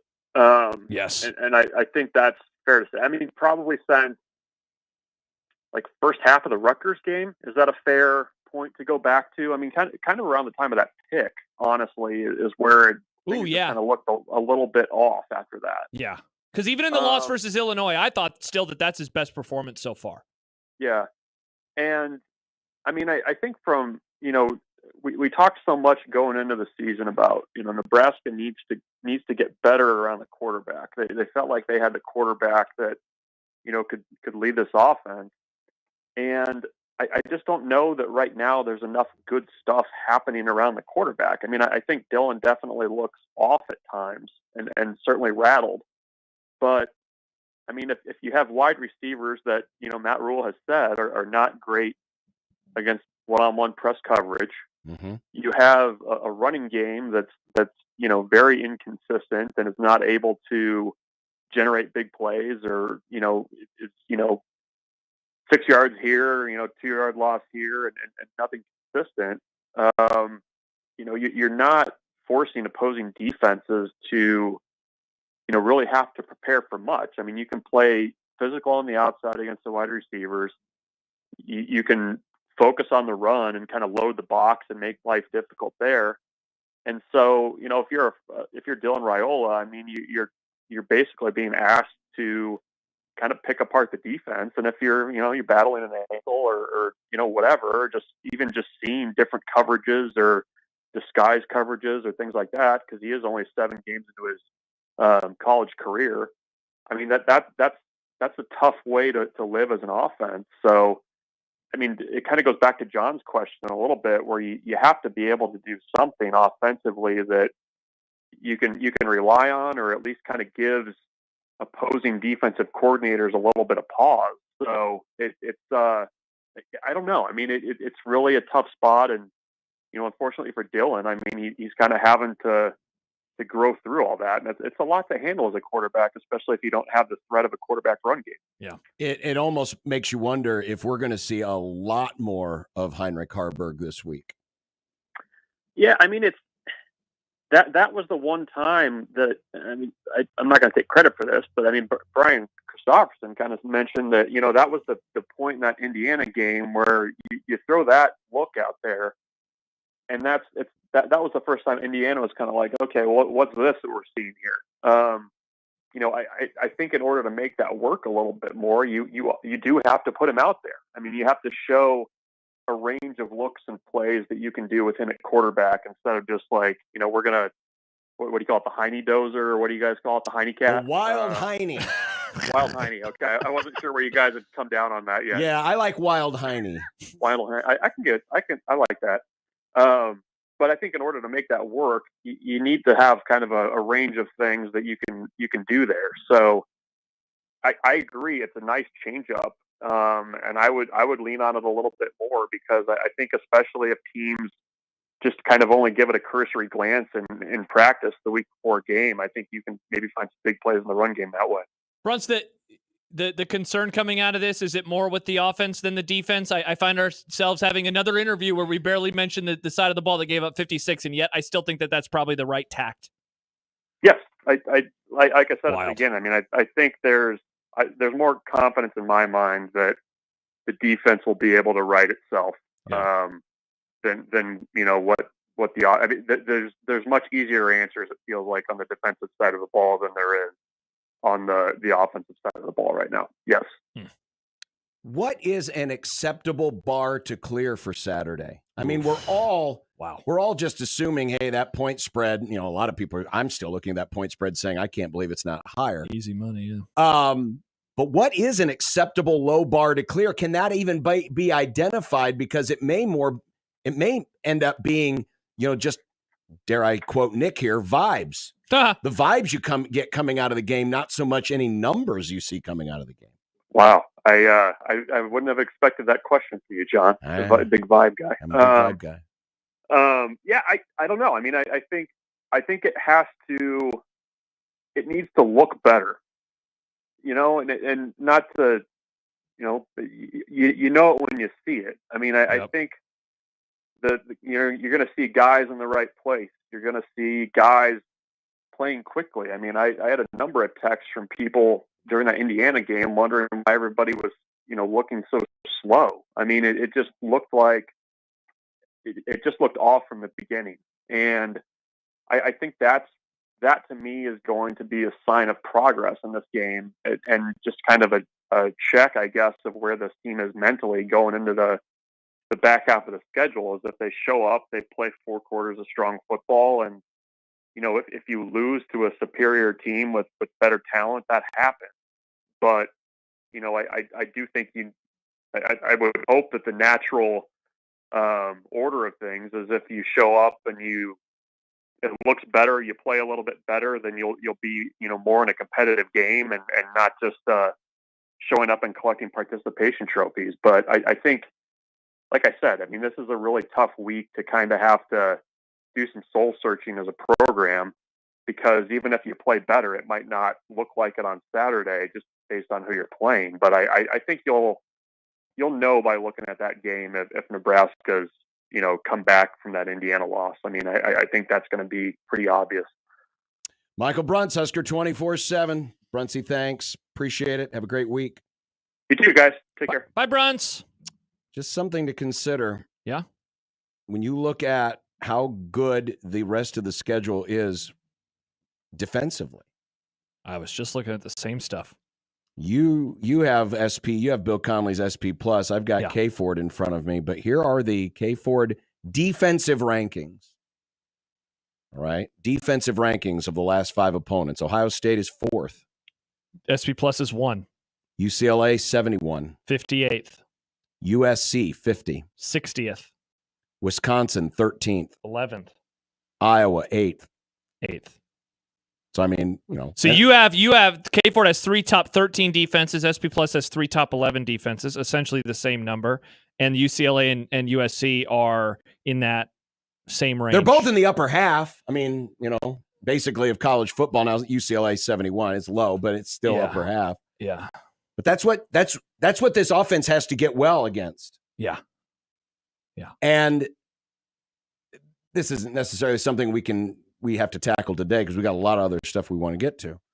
But I think a question that maybe needs to be begs asking is Nebraska doing itself any favors right now by rolling Dylan out there on a bad ankle? It's a great question. Who can't drive with the ball, at least it doesn't appear so, or has to have awkward. And I know that he, has done the whole Mahomes thing and throwing off, different angles and all this other stuff, and not necessarily the classic quarterback, but you can tell the ball's coming out of his hand not great right now, especially trying to get it down the field. Mm-hmm. And for an offense that desperately needs big plays, it's hard to get a big play unless you're doing a lot of catch and run. And as we know, Nebraska's not doing a lot of catch and run because according to Connor, they're falling, they're hitting a traffic cone and they're falling to the ground. Yeah. But how much is Nebraska hurting itself right now if Dylan can't do the thing he is supposed to do best at a level that's even approaching his best? It's a great question. And like you said, it probably deserves a bit longer of an answer, but I do think that I think the shortened version of the answer is yes. And I asked the similar question of Mitch Sherman yesterday, and he couldn't answer yes fast enough. I think that is something they very much have to consider. I think Saturday, John, dare I say it, I think we need to be on shutout watch. I think this is going to be a tough game, and Ohio State is coming off of their first loss, and they've had 2 weeks to stew. And that is a great defense full of a ton of athletes. And again, I think the book right now on Nebraska is just pressure the living hell out of him and see what happens. And they don't need to respect the run. No, exactly. They can do. I mean, they can really defend him however they want to. They will. I mean, I'm not saying they're just going to say, "Oh yeah, they give it to the running back. We'll just wait till he falls down." No, but from a football standpoint, there is nothing about Nebraska's offense that should worry Ohio State. Yeah, there really isn't. Nothing about Nebraska's offense right now should worry an Ohio State. Yeah, you asked the question of Bruntz at the very beginning, like, what do they do well? And Bruntz is rarely, if ever, stumped, and he had nothing. I got nothing. I don't know. I've got nothing. Yeah. Because the one thing that they did do well right now, he can't do well. Yeah, because he can't drive off that foot. Yeah, somebody mentioned to me that they think he got hurt in the Illinois game. I personally think he got injured in the OT, and that Illinois loss. Kid took a beating on that drive. He hasn't seen the same since. You had the K4 numbers up a few minutes ago, and you had them yesterday as well. Last month, in terms of the number of power ratings that they have dropped, there is something that happened in that moment of time. And I don't think it's the book was out on the offense. I don't think it was everyone knows how to defend them. I don't think the play caller is the best in the world, obviously. But they were moving the ball. And they could throw the ball. And he could drive into his throws. And he had great accuracy. Look at his accuracy in the game since Illinois. It has gone off a cliff. Because I don't think he can throw it like he needs to be able to right now. But they also can't. Because then it's like, okay, well, then run the ball. They can't. Because they don't have a run game. A lot of problems. Wasn't breakfasts. That's true. Leave it to Nick to come in here and just say, hey, I know everyone's down and stuff, but we have finger sandwiches. I want to make people feel better, John. Feel better by winning $50 to Stories Coffee Company. Nice. What are you going to make them? You're going to make them watch the Indiana game all over again? No, John, I'm not a jerk. I would never. You have to live tweet the Indiana game to us over the next 2 hours. I would never do something like that, John. I would never try to make. What are you asking the fine friends of the Grum to do? I just need a caller somewhere between 4 and 6. Caller 5 right now. Nice. That's funny, Nick. Well played. 402-951-1620. Stories Coffee this week, Zone Dale at 1620thezone.com.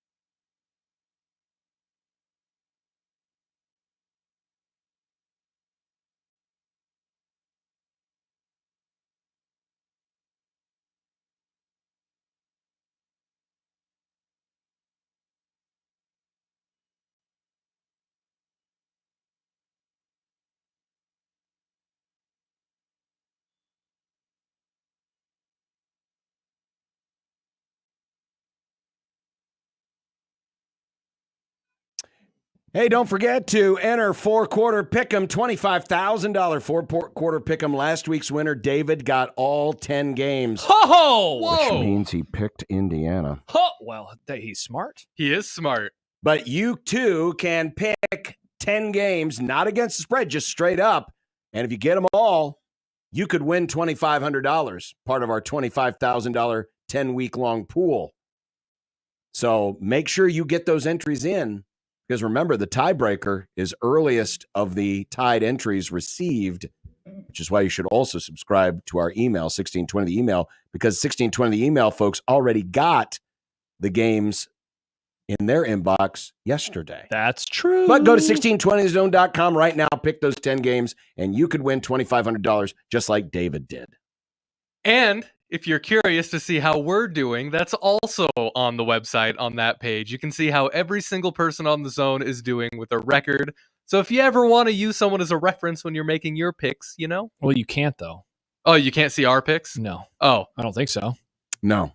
Well, if you're paying attention to us during the week and you think, wow, that thing that, I don't know, Nick said sounded really smart. Maybe I should listen to him. That doesn't happen very often. But Nick, I agree with everything that Nick is saying right now, because he is pointing out that the top three people in the standings, it doesn't matter who is number one. What matters, though, is that the Grum is number 1, 2, and 3. It doesn't matter which order 1, 2, and 3 are in. It just matters that they are 1, 2, and 3. This is like the Big Eight in 1971.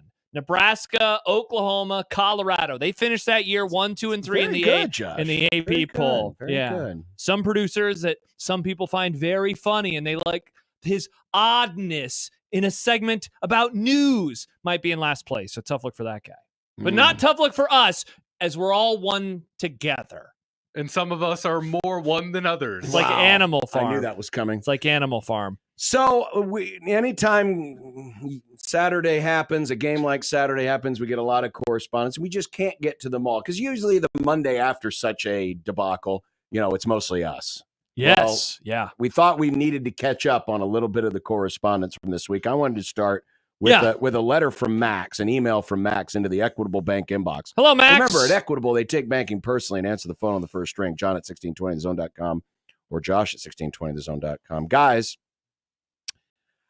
our wide receivers are the worst coach wide receivers I've ever seen in power conference football. I've watched back a couple of games now, and it's so bad. Can't make moves to get open on routes on man coverage. The only success is finding the hole in zone. Not an ideal way to make a living in the pass game. Don't know how to get open on a scramble drill. Horrible. Emphasis his. Perimeter blocking. Yeah. Can't track the ball well in the air. Don't high point the ball properly. Can't fight for a 50-50 ball and bring the ball to your body with violence and strength. The list goes on. Garrett McGuire is way over his head.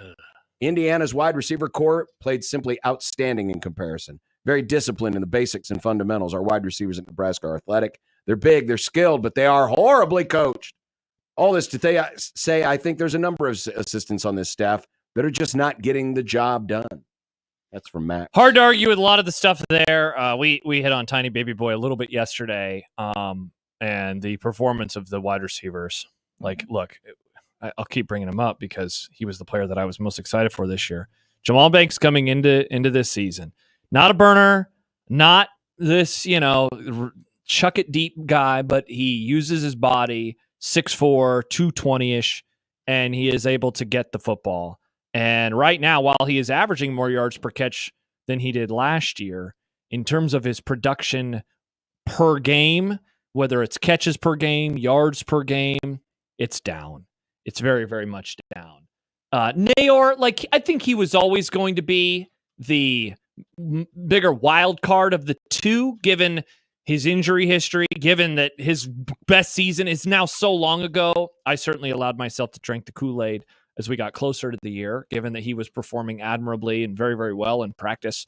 But yeah, and then you start going beyond that. I mean, I know I celebrated him yesterday. He's a member of the cream team, Jalen Lloyd, but some of that, he had a game with more than one catch, but it's also why is it so difficult for him to have games with more than one catch? He only has 2 now in his entire career at Nebraska. Well, the perimeter blocking certainly is an issue. Yeah. Nick, do you have the Rule audio up on the board from yesterday? Because I did want to play this. Is it on there? Yeah, there it is. It's not from yesterday. 1 sec. Oh, that's not yesterday? Remember, he never uploaded it yesterday. No, this is today. The yesterday stuff. That's that. Oh, that is that yeah. I'm sorry. He said it Got yesterday. you. Yes, thank you. Sorry. Here was Matt Rule talking about the wide receivers and why it has been a struggle getting open.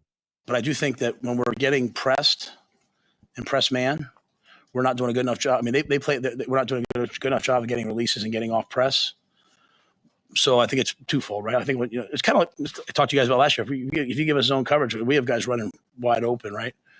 And I do think we're pretty good at running by people and throwing the ball up to them. We didn't do it a ton. We threw that one back shoulder to Jamal on the touchdown drive. But I think when you go back and look at the tape, like if I made a cut up of the press reps where we didn't beat the guy off the line, and some of them were really bad, like just really, really, really bad. But there are guys open, at other times too. So I think it's very specific to me to beating press and getting off press. Well, guess what teams are going to be doing?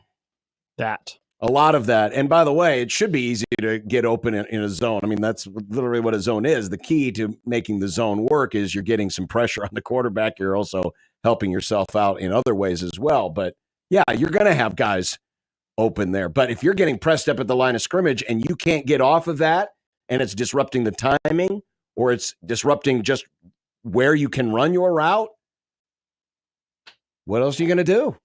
Josh says total points the rest of the year, over under 58. These are hard questions right now. They are. This one from Shane stood out to me, and it is maybe a bit more dire and dark. But he said previous coaches had one game that stood out that pretty much derailed their tenure. Solich, the Colorado loss. Callahan, the Missouri loss in 2007. Bo Pelini, the Wisconsin loss in the Big Ten championship game, even though he had 2 more years. Riley, the 40-10 loss. Frost, the 2019 Minnesota loss. Again, he lasted a few more years. But the question is this: did this loss derail the Rule era? And I know, again, that's really big picture. It is really dire, and some would say that is inherently an overreaction. I do wonder, and we hit on some of this stuff yesterday, if this is one of those games that we look back on as a defining moment in the tenure. It doesn't have to be defining, though, for a negative. It can be defining for a positive, Sure. Because I think for the first time... It could be rock bottom.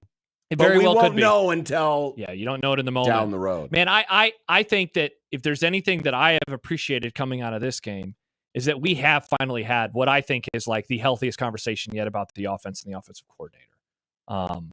I think that has, they also were playing to a degree early in the year where it was stupid to even say anything, right? But I mean, the offense and like what it is doing, I think it right now is under a magnifying glass that it deserves to be under. Last year, there was a lot of excuse making from yours included. And I think rightfully so, given that they eventually had to go to the option offense and the offensive coordinator did not know the option offense. This can be, though, a moment in time this season.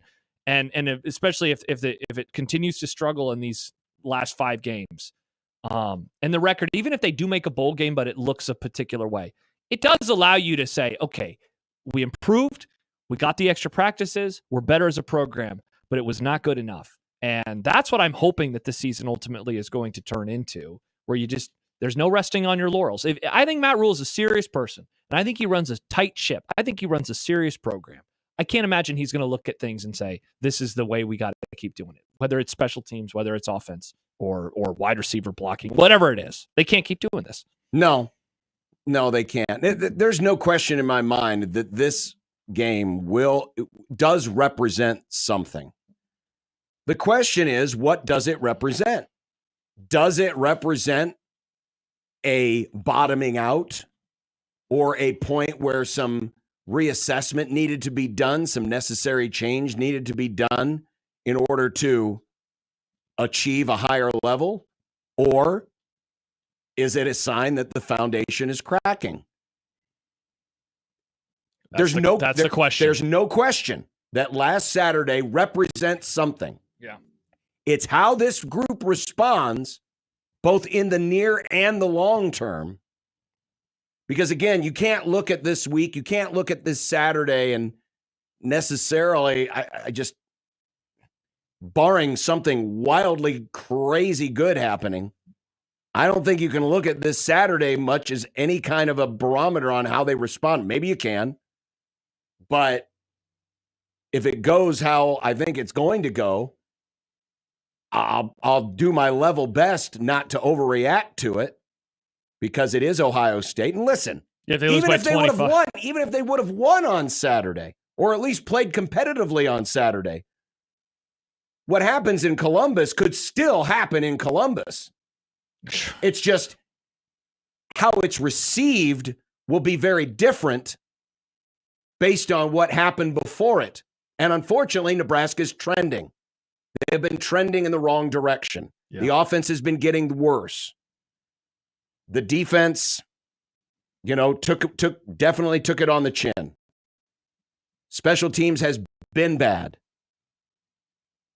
So what Saturday represents is all going to be determined by what happens beyond it. Yeah. We got an email. This is a lengthy one. I'm not going to read the entire thing, but where an anonymous listener said, being exhausted Husker fans, we must ask, where's the improvement, the development? Why are we stuck with the 3-year rebuild narrative rather than expecting the head coach to leverage that experience into winning now, or at the very least improving steadily, year to year and in season? We won't get those answers even in exchange for offering forgiveness because Rule is the myth and his attitude is adjusted. For better or worse, teams adopt the attitude of their head coach. It sets the standard and expectations. His standard and expectation is, hey, this is what you get with me, and Saturday is what you get from the team. Why didn't Rule see this coming? Because it wasn't part of his myth. But if you looked around, he'd have seen the myth Cignetti adopted and was willing into reality and would have taken him more seriously. And he added, this listener added at the end of the email, and as a runner, obviously, I love this. Rule's time at Temple and Baylor was like training for your first half marathon. You stick to the plan and do the runs. They may be harder, slower, or require more walking than expected, but you do it. And when the day comes, the hay is in the barn, and you have a good race. Rule's time at Nebraska thus far is like when you get complacent and say, well, as long as I run the same amount as I did during my first training, I'll be fine. But you skip a run here and there and think, well, I'll squeeze in more long runs later. But then time gets short, and you try to force those long training runs, and you don't have the juice or the stamina. You think you're prepared enough anyway, but race day comes, and your lack of urgency, discipline, and intensity is all laid bare. Now, look, this is me speaking. I don't think that this is him. I don't think that he is trying less or I don't think he is cutting corners. I definitely don't think that he is cutting corners. If anything, I think that he is going around the corners slowly to a fault, which goes back to maybe the first part of the email. But I did like the way the listener described it in terms of the myth, because, and you pushed back against this, and I think that that opinion on your side is going to age well, where you said just because it happened in year 2. Thank you for saying that, because that's where I was going to go. Yeah, because I know what's going to happen. Again, I think they're going to make a bowl. And if you look at year 2 at Temple and Baylor, they were a 500-ish team. So let's say they go 6-7, 7-6, 8-5, somewhere in that range. I know that the offseason will lead into that year 3 of it all, because that's what's always happened. But that is the Matt Rule myth, and I know I bought into it at times. And that I didn't like a lot of people quoting it. I understand why they quoted it. It gets quoted on network telecasts. Yeah. It gets quoted here locally. It gets quoted by other college football writers and other folks where, hey, here's the Matt Rule pattern.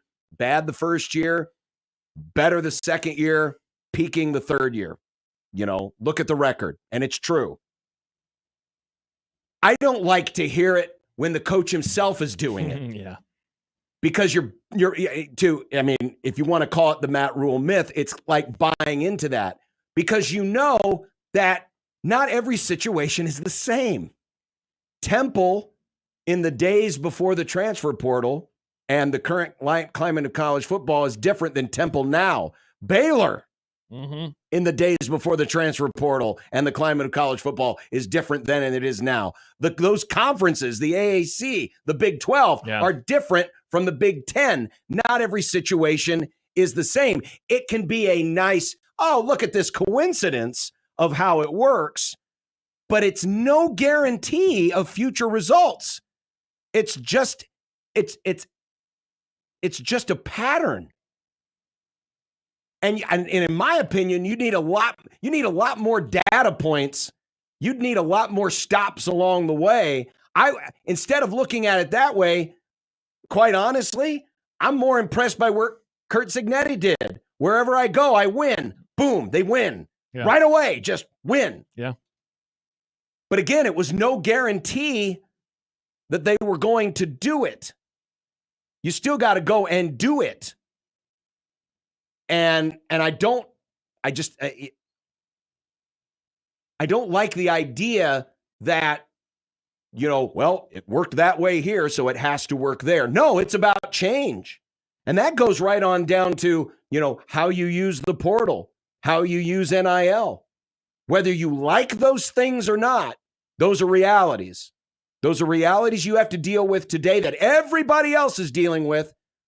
And some people are manipulating those systems better than others. Now, that's not to say I don't think the Matt Rule plan of building around high school recruiting and development can't work. In fact, I want it to work. Not even forget about whether it's good or bad for Nebraska. I want it to work because I don't want everyone just to fall into the trap, which we all will, of, well, you got to go out and get 20 new players every year in the portal because that's the only way it works. No, I want to see other people succeed doing it in different ways because I think it's good for the overall health of the game. But you also have to acknowledge that the rules that you're playing by today are not the same as at Temple and as at Baylor. It's changed that much. I know, it's such a short amount of time. Yeah, it has. It definitely has. And I know Rule has used the portal, and I haven't had a problem with that. I haven't had a problem with how he has done it here so far. And I do want it to work. But just because here's the recipe at Baylor. Well, that's great, but you're in a different kitchen now. And you've got different people judging your food. Yeah, I was going to say you have a different audience that is eating it. My taste buds are different than yours. A couple responses real fast before we go to break. Charles says, so much damn emotion in the evaluation in such a small window. This is FOMO outrage part 2. Part 1 was Colorado last year. Fair. Max says Matt Rule himself has said pretty adamantly in year 1 and year 2 that they are far ahead of where they were at the same time frame at Temple and Baylor. Last year, sure. This year, I don't know about that. And then finally, a text from Adam that says, I actually think the Indiana game will turn out to be a good thing for NU and Rule. Rule strikes me as the type that isn't content. I think Saturday will open his eyes. He's also realizing this fan base's expectations and that his honeymoon is over. That is how I have been trying to view the game as well, that I think it's going to be an eye-opener. And I think it should be, because it has to be. I'll hear Charles say this is FOMO outrage part 2 because yes, again, people want Indiana, but that doesn't explain losing by 49. There is a difference between last year, people I want to be 3-0 like Colorado, and I want to be 7-0 like Indiana, and I wish they wouldn't have lost by 49. There's there's context in this discussion where the game looked. The Colorado game had a lot of context last year of they lost by 20 whatever, but really, did they lose by 20 whatever given the way in which that game was being played into the second half, or did the bottom fall out against them? The bottom didn't fall out in the game. I mean, the bottom was already out when they kicked the ball off. Yeah, and last year, I don't know if Charles is accusing us of FOMO, but I was the one yelling at people that, why are you talking about the F word after two games? Yeah, for sure. And for the record, I'm not talking about it now. I'm not saying this is the end times and now it's all downhill from here. Yeah. But I think you'd be a damn fool not to think for at least a little bit that your confidence hasn't been shaken, because while I saw Indiana winning that game, I didn't see it looking like that. No. I don't think it should ever look like that. And it was bad. Yeah. It was really, really bad. 402-951-1620 if you want to join us. Still to come, Steve Sipple is going to join us. We're going to have a hot take market, too. Still have hot take market? We still have power rankings in the NFL? Yes, we do. Wow, we have so many things. Next on 1620 The Zone. Nick Grim for Circus Sports Iowa. Hey, look at that. The NBA starts tonight. Circus Sports Iowa is your go-to sports book for all things professional shooty hoops. Props, live in-game lines that update every single break, and, of course, you can't forget about those incredible tight money line splits. Let's look at a few of those tight money line splits for tonight. John Celtics, minus 235 over the Knicks. Josh's Lakers, minus 105 over the Timberwolves. Whatever it is, do it on Circus Sports Iowa. And while you're there tonight, you might as well also put in your picks for the upcoming football week and the World Series as the Yankees and Dodgers go coast to coast for baseball supremacy.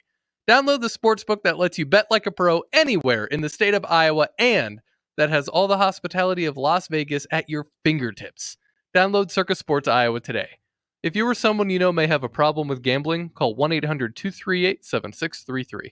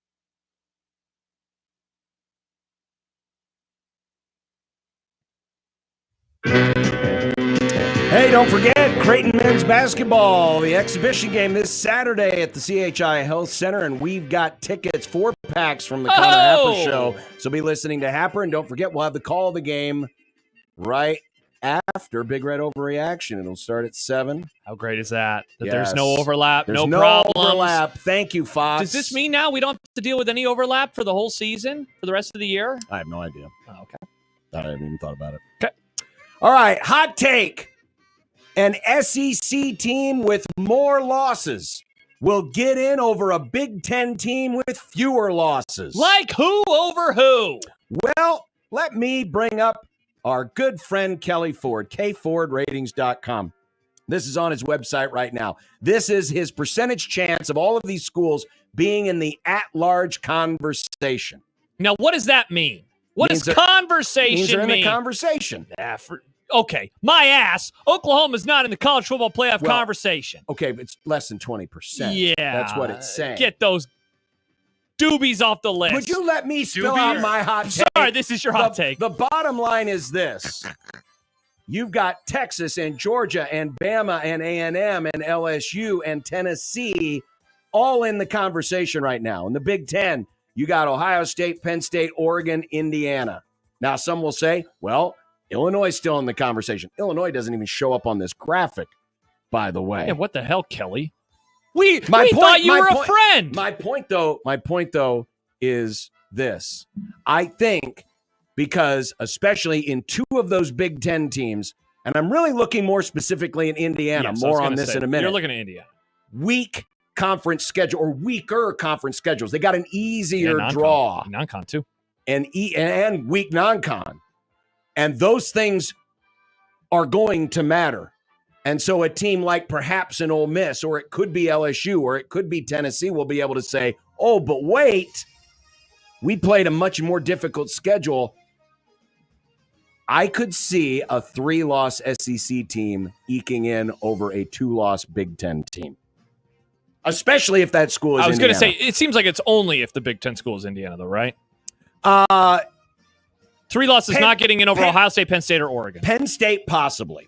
Because, again, Penn State won't have a great schedule. It depends on the SEC team. But I see a team, especially a 3-loss SEC team, getting in over a 2-loss Big Ten team. Wish I could agree with you because it's more fun to get mad at the SEC, but I wholly disagree with this take. But I don't think the SEC is very good this year, and I think they're going to get punished for this. No way in hell. What is your proof though that the Big Ten? Are you saying the Big Ten is better? No, I just don't think that. I just disagree with this take that because I mean, look at the top of the league. I guess it is 3-3. I don't think Alabama's on the level of Penn State and Oregon, though. And I don't think that they have shown themselves to be on the level of Penn State and Oregon. I definitely don't think A&M is. They lost to a middling Notre Dame team. LSU, see, here's the part. That Notre Dame team's probably going to end up in the playoffs. Yeah, and who are they beating on the way? Navy and Army are going to be their best wins. And A&M. Now, I will say part of this is me and A&M. Part of me is just projecting. I don't think A&M and LSU, I mean, OU and Ole Miss are already way down there. They're going to get lopped off. And I think Alabama could get lopped off. I think that these teams are going to lose more games. LSU's been playing with fire for weeks. They're going to eventually, you play with fire a little too much, it burns you. So I disagree. I don't care. Yeah, that's fine. It's my hot take. It's a hot take, Mark. See, this is my hot take. I'm going to take this hot take home and I'm going to bake it in the oven and enjoy it. That's true. You don't have to have any. He's going to put gravy. I'm going to put hot take gravy on it. Speaking of the Southeastern Conference and one school in particular, you know, John, we've been talking about people's feelings about head coaches. One head coach in particular for the last 2 days. Facts don't care about your feelings. Hot take, I believe in Nick Grimm and John Bishop and the audience as a whole. Kalen DeBoer will not be the head coach in Tuscaloosa by 2026.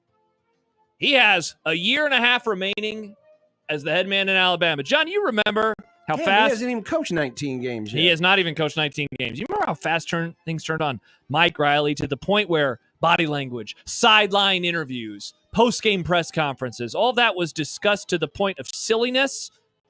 I think the same thing has already happened with Kalen DeBoer. I don't think they trust the guy. This is an undisciplined football team. And I say this as someone who is a part of the Kalen DeBoer hive. They are 128th in the country in penalty yards per game. This is the first time since Nick Saban's first year where they have 2 losses this early in the season. The difference between 2007 Alabama and 2024 Alabama is that team wasn't as talented. This team is way more talented than being this good. Jalen Milroe, in my opinion, is actually being coached by a better offensive mind than he was last year. And he looks like he has regressed. There's a whole host of problems. And I think this isn't even he's going to get fired.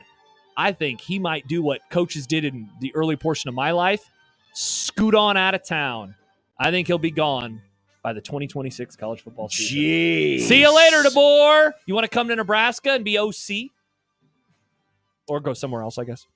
Well, branching off, because I'm shopping in the same aisle Shop boy. of my previous hot take, because I was picking on Indiana, and here's why. Nebraska just cost Indiana a spot in the playoff. What? The injury to Curtis Rourke. He had surgery. How about that? He had surgery. He had surgery. Now, they're talking like he could be back in 2 weeks.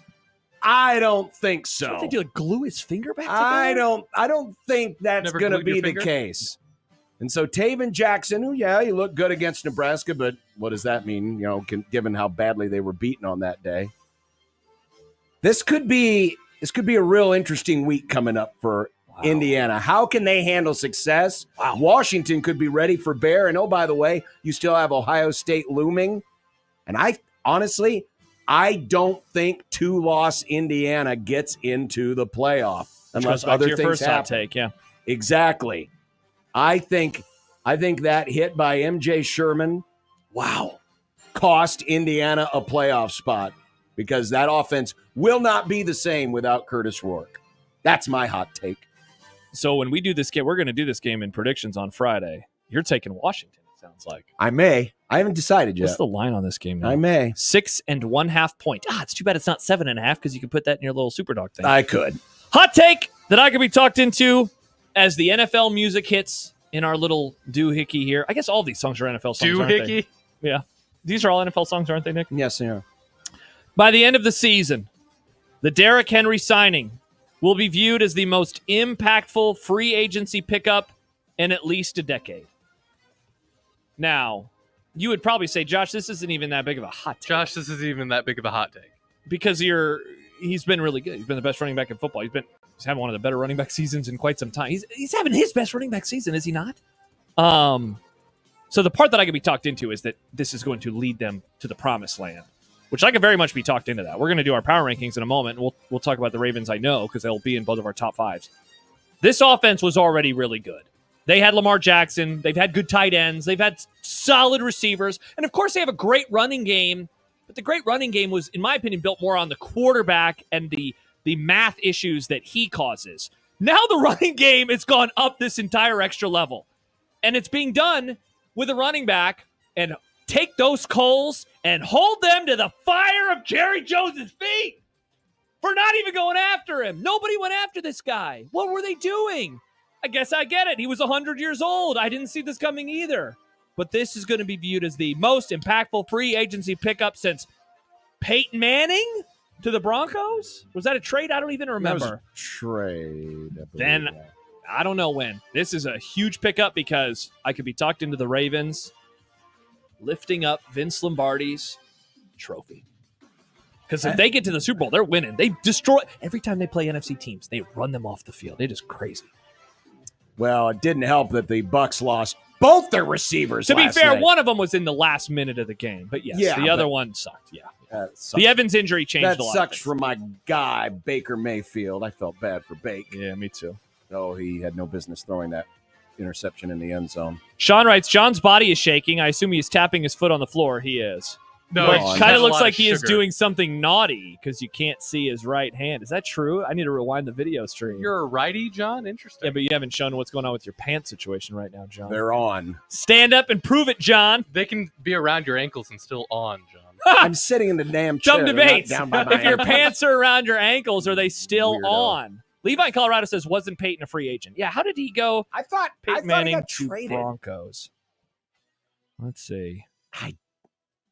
Recovering. He was released by the Colts. So if Derrick Henry leads them that far, he will be the most impactful free agent since Peyton Manning to the Broncos. Unless I'm forgetting another free agent along the way, That seems like the last massive one.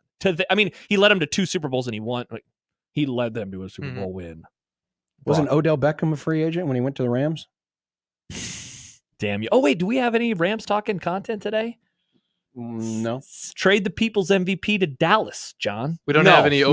No, we are talk, not going to damn my guy, Cooper Kupp, to your crap franchise. He does not deserve that. He does not deserve that. Put him on the Dolphins. Unless Dallas is willing to give us all of their draft picks next year. No. Put him on the Dolphins. And Trey listen, Lance. Trade Trey Lance. Listen, that 80-some-odd-year-old goober would probably do it because he's that dumb. JD says Tom Brady to Tampa. Was that free agency or was that a trade as well? Was that a trade or was that free agency? I don't remember these things like I used to. You know, he signed with the Bucs. Okay, so I guess never mind. This would be the most impactful signing in 4 years. Doesn't roll off the tongue as well as no, a decade. It doesn't. No, it doesn't. You know what I meant, though? Impactful. Yeah. Very, very impactful. All right, coming up, top and bottom 5. How much have they changed in 3 weeks? A lot or not? 1620 The Zone.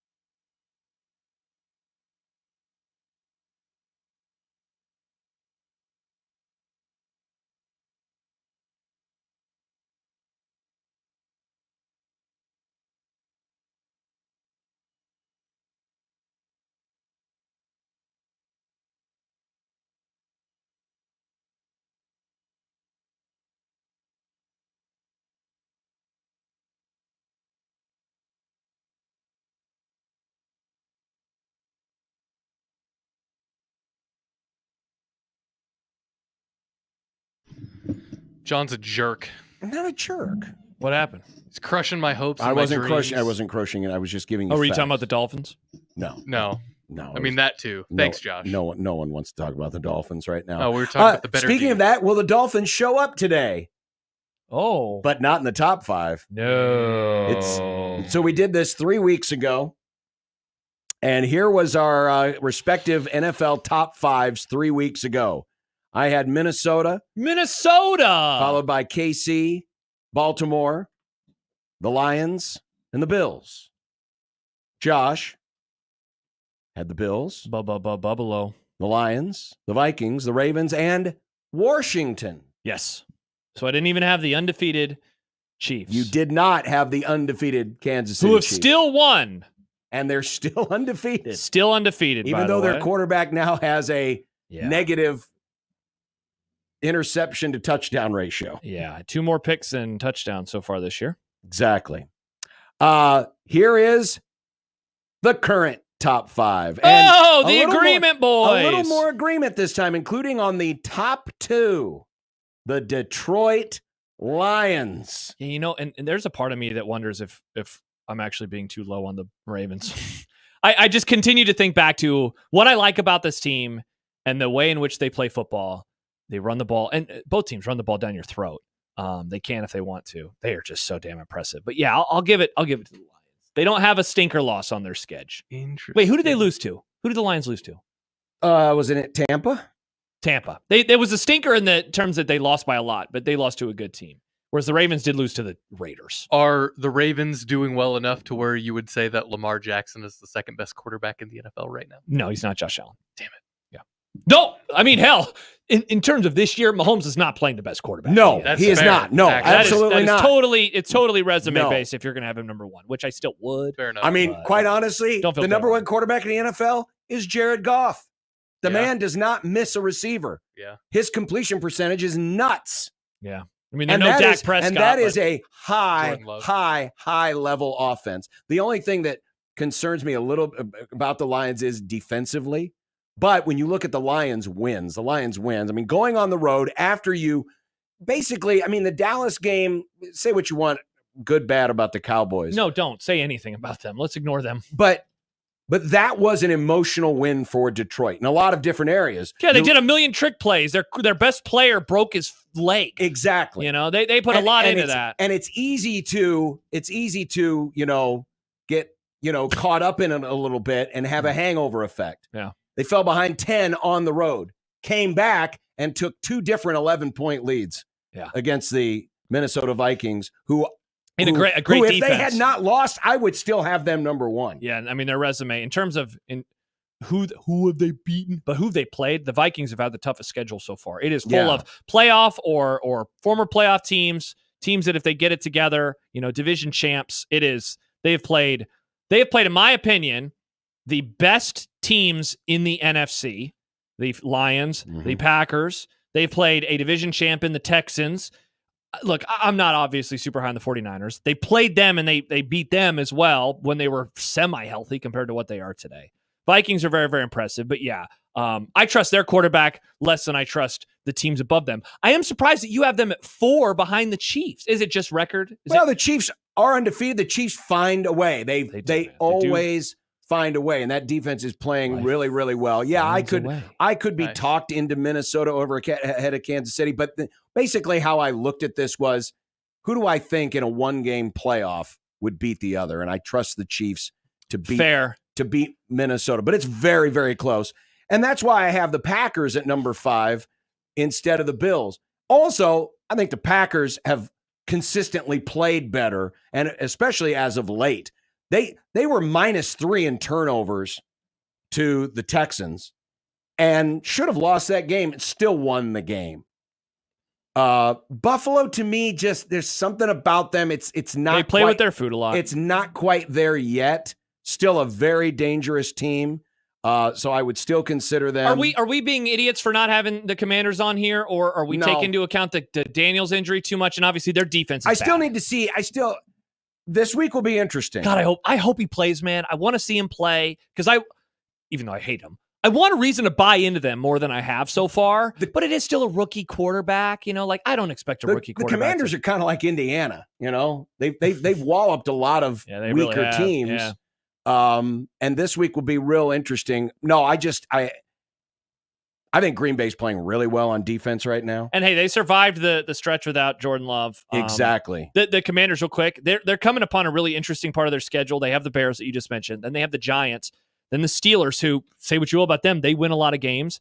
And then at the Eagles before they play Dallas and Tennessee. And then finally they're off. But they play a last place schedule? Mm-hmm. I mean, they got a lot of they got the Saints that are freaking reeling right now. They have the Eagles twice. They have they have the Cowboys twice still. You want to talk about a couple games. So they're going to have 2 more wins for sure. They should 2-0 versus the Eagles or split. What?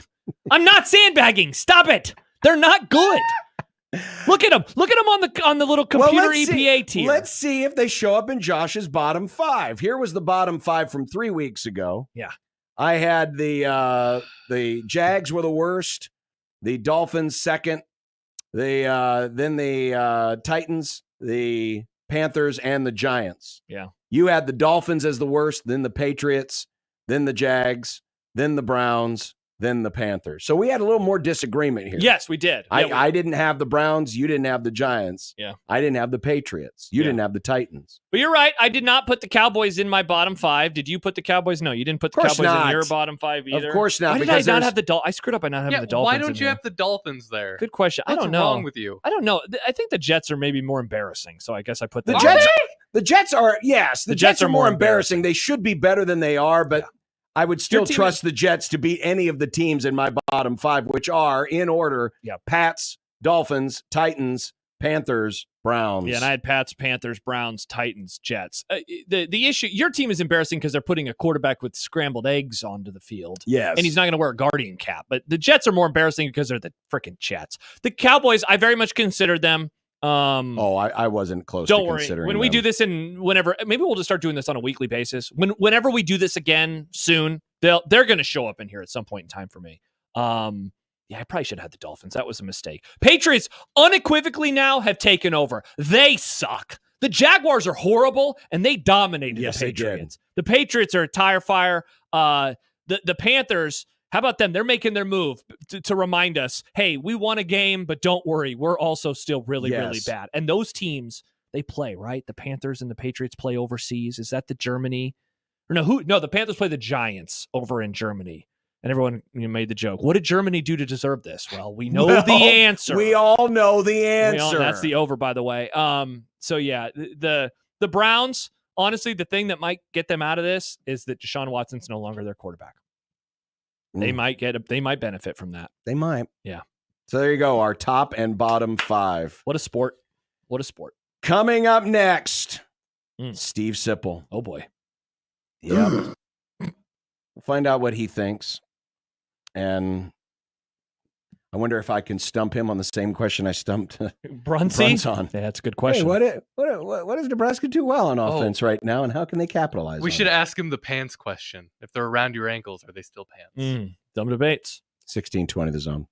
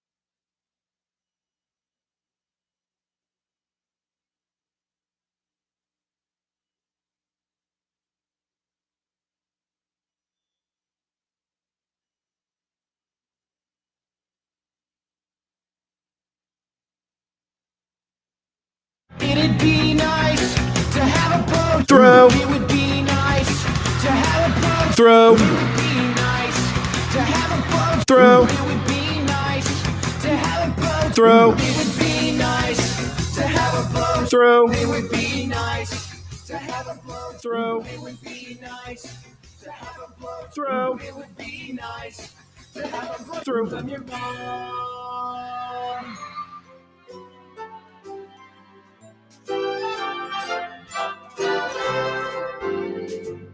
Sipple the snowflake is one old triggered soul with reading glasses sitting on his nose and takes that really blow. Sipple the snowflake deserves a mouthpiece to the face. He says LeBron's the GOAT and Steph will choke. Then he runs to his safe space. Hey, we gotta be careful here. He tells us when we speak. But when 10 games air in a day, he thinks that's too many. Oh, Sipple the snowflake says words like mature. He's a blogger now and an honor too, and also really old. Sip, I kind of thought we were going to wait until next week to have the conversation after a blowout. But it happened a week earlier. Yes, it did. How are you guys doing? Good, man. How are you? Not bad. Not bad. Pretty good. Pretty good. How was the trip to Bloomington? Did you enjoy it? How was the trip to Bloomington? It was great. Good. Actually, I love going to Indy. We stay in Indy. Yeah. Indianapolis. And it was Thanks for correcting that, just to make sure we all knew which Indy you were referring to. Well, I don't know. I do like staying in Indianapolis. And there wasn't we didn't do anything crazy. I mean, I saw Mellencamp. That was super cool for me as someone who, really liked him growing up. I was walking down a corridor after the game with Andy Kendi, who's a friend of the Grum, right? Yep. And we were walking down a corridor, and I was literally saying to Andy, God dang, I mean, the only bad thing is, it was after the game, we were done with interviews. I said, the only bad thing is I never did see Mellencamp. It's like literally as it was coming out of my mouth, I looked up and there he was, like right in front of me, coming the opposite way in this corridor. Did you So say anything, or did you just start stammering? I didn't say anything because he has an entourage, and I was told even in like a perfect moment, he's not particularly approachable. So I didn't even. And it all happened so fast. He was walking briskly, like it was after the game. They're probably walking to their car or wherever. But it was cool. I was just right in front of me. There he was. Sip, if somebody said to me, as we turn our attention to the team now, like Josh, no, that's not criticism. It's just I didn't have a natural transition, so I'm sorry. No. But if they said to me, like, after games like this, you are much more apt to want to do the big picture rather than the nitty gritty, I would say guilty is charged. Do you find yourself, after performances like Saturday, more interested in the nitty gritty of how do they fix the run fits and how does the offense find a way to generate more, yards and points? Or are you more apt to think about things from the big picture perspective? Oh, I mean, halfway through season 2 of a coach, definitely more fix it, nitty gritty details and not so big picture. I mean, I still think that special teams is something you have to look at, but I mean, there's some red flags. Certainly, there's some things going on that give me pause. But I have to. I mean, I'm not. All I'm doing here now is talking to myself. Is I have to guard against overreaction. Yeah. I don't want to overreact to this. You can look really silly if you do. I've experienced it firsthand. So I'm not going to overreact. I'm going to try not to underreact, but I don't want to overreact. I asked a question of Michael Bruntz earlier. I will ask it of you. What does Nebraska do well on offense, and how can they best utilize that strength over the course of the next 5 games? Well, I mean, Fedoni, that was good. 6 catches, 91 yards, and Fedoni is pretty consistent. So, you know, those kind of simple passes to Fedoni are there. I think that Harvard. I think I'm much more, John. I'm much more amenable to that conversation now. Same. Yeah, I am. I wasn't. I was sort of annoyed by it a few weeks ago when you were asking me about it. Turns out John looks right, and we hate that, don't we? It happens so much. Okay, it's okay, and it looks like but these conversations do evolve, and the offense has evolved in the wrong direction, right? 24 against Illinois, 21 offensively against Purdue, 14 against Rutgers, and 7 against Indiana. That's going in the wrong direction. So you have to start looking at some things. So back to your question, they don't. I thought their downfield passing game would be good. You could say their underneath stuff is, it's there, but it's not particularly productive. It's not productive in the sense that it's not leading to anything. That's the conversation that's interesting to me about Satterfield. There's not much there for him to utilize. So sometimes I wonder, I guess he's just a scapegoat, But I'm not in love with the way he calls the play either. Yeah. Do you think, like you just mentioned what John said and how you're more amenable to that situation? Should we be having a deeper discussion though about sitting Dylan for a week? No, I don't think that. I don't. Even if he's more banged up than they say he is publicly? I don't think so. Okay. I don't say that because I think it's I do see a little bit of a here we go again with the quarterback. Not enough around him. So we're going to blame him. But I don't know if it's so much blaming him, or is he physically not able to do the job at a level he needs to? Yes. That ball, it looked like late stage Peyton Manning, the way that thing just fluttered out there out of his hand. The deeper it got, the worse it looked. Oh, I'm not worried about it. I'm not concerned about his arm strength. Well, it's not so much arm strength, it's just being able to step into the throw. He turned his ankle again during this game, and he didn't look the same after that. Well, that's something to look at. But as far as this is where I just have to keep reminding myself to not overreact. Yeah. Change coordinator, change quarterback. It's just. No, I'm not suggesting that you're saying that change. No. Yeah. To be fair, I do want to. Yeah, that is not change quarterback. It's get him back to healthier for the Final Four games. Oh well, if that's necessary. Yeah. If that's necessary, I suppose it makes some sense. It does make some sense. So yeah, everything. Suggestions right now make sense for this offense. But I just want to emphasize the running back crew is just okay. The offensive line is just okay. The receivers are, I'd say, disappointing. I thought you'd get more from Banks and Nayor. So there's some disappointment there. So what do you do? Now what? Harvard, John? You said it early, and I credit you. Harvard might be a spark. Live legs. He can run. He can throw. And so working him in some fashion makes sense. Just you got to be smart about it, obviously. Sure. Steve Sipple joining us. Have you, obviously, anytime a game like this happens, we listen to the coach and the players even closer than usual. Dare I say some of us may parse those quotes a little bit. Did you hear anything, whether it was after the game, before you saw John Cougar Mellencamp, or yesterday at the press conference, or even today? Has there been anything that was said that was like, ooh, I didn't like that?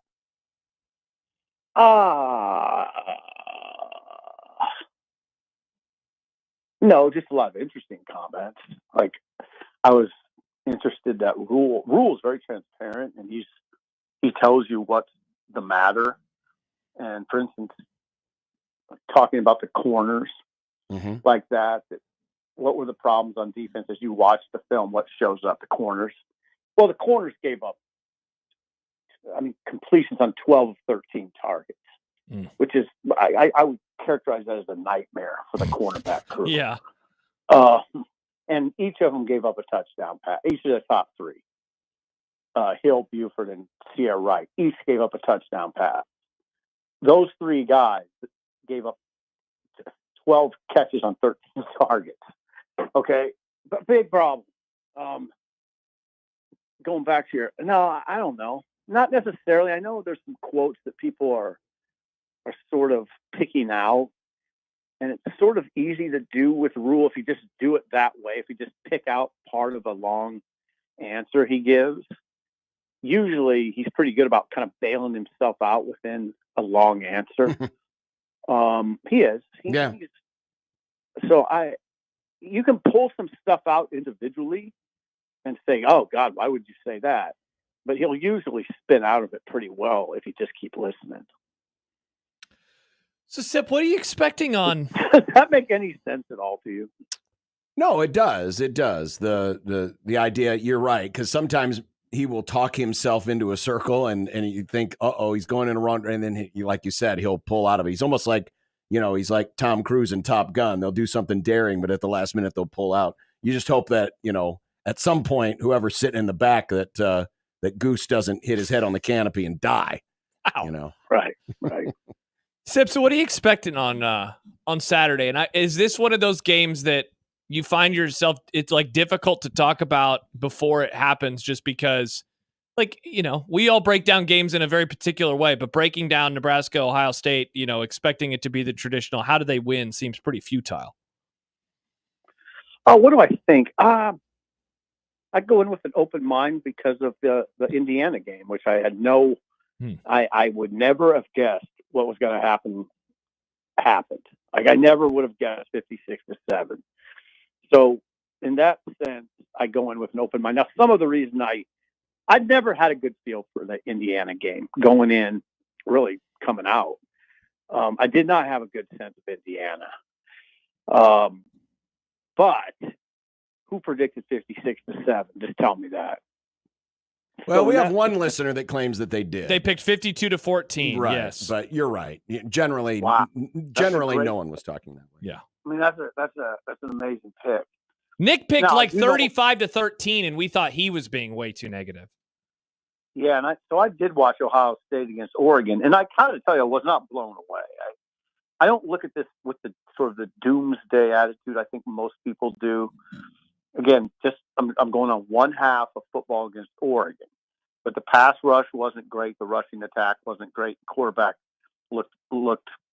I thought Howard looked mid, a bit overmatched in the last drive.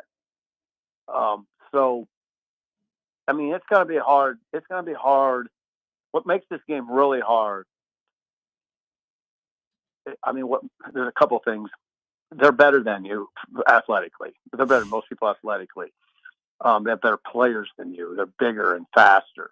But also, the issue, too, is the scheme is not easy. It's not like Colorado where they literally ran one run play against you, inside zone. That was it.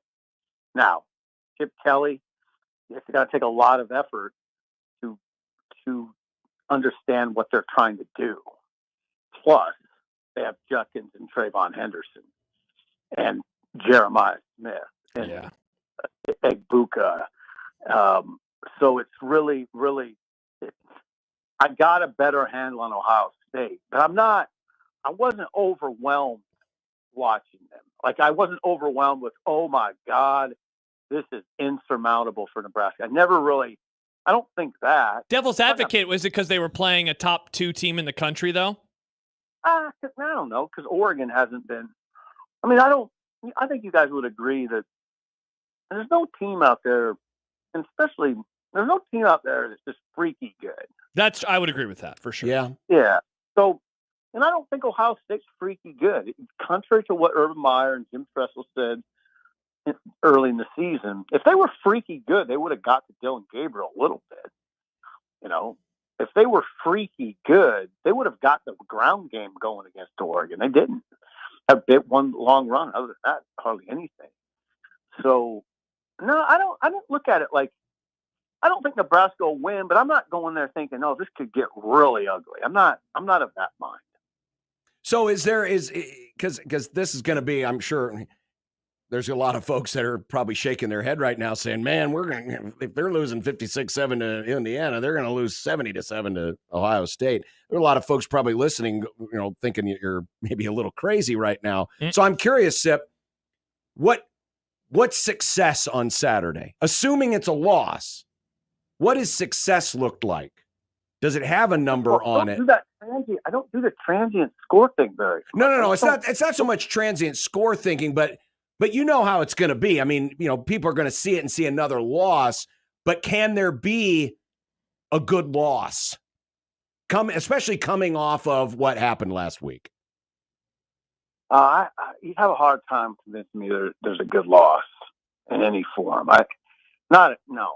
What if they played against him like they did in Scott Frost's first season? You wouldn't say like, wow, that was a good loss.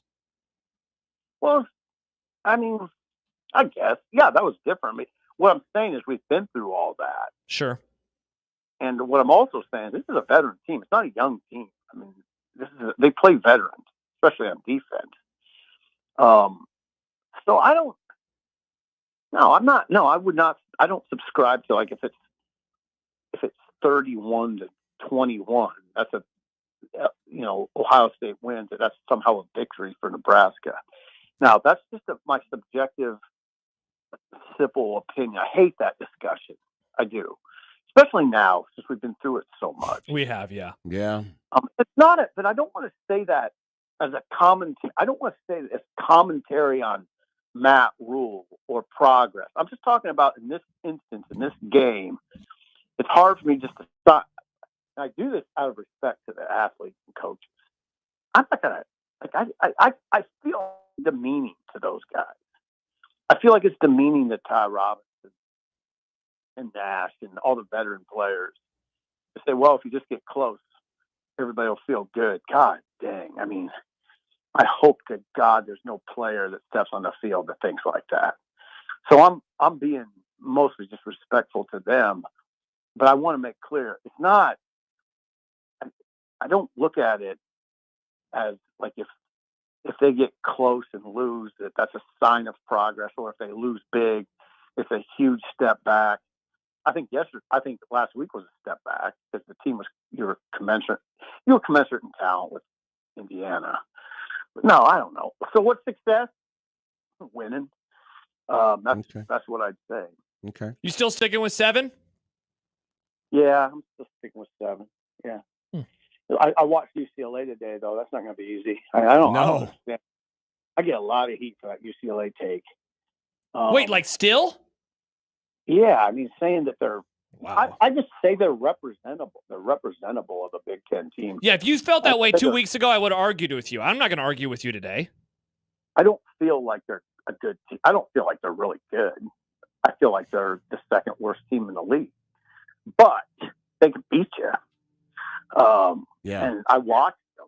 They have strength and they have the athletes you'd expect to a certain degree, anyway. So no, I think getting a 7 or 8 would be pretty good. Big picture college football question, because it was a generation ago now that Bob Stoops in year 2 turned Oklahoma into a national champion. And I remember that started like this whole new thing. And I remember how much that changed a lot of people's thinking. Yep. That, hey, just because you're down and out for 3, 4, 5, 6 years doesn't mean it can't be turned around fast. And this is 24 years ago, before there was a transfer portal and before there was known NIL. Yeah.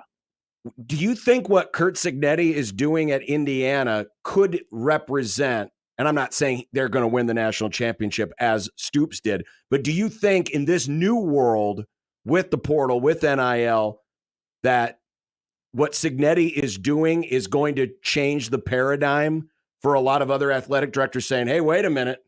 It can be done in 1 year if they could turn Indiana from that to that.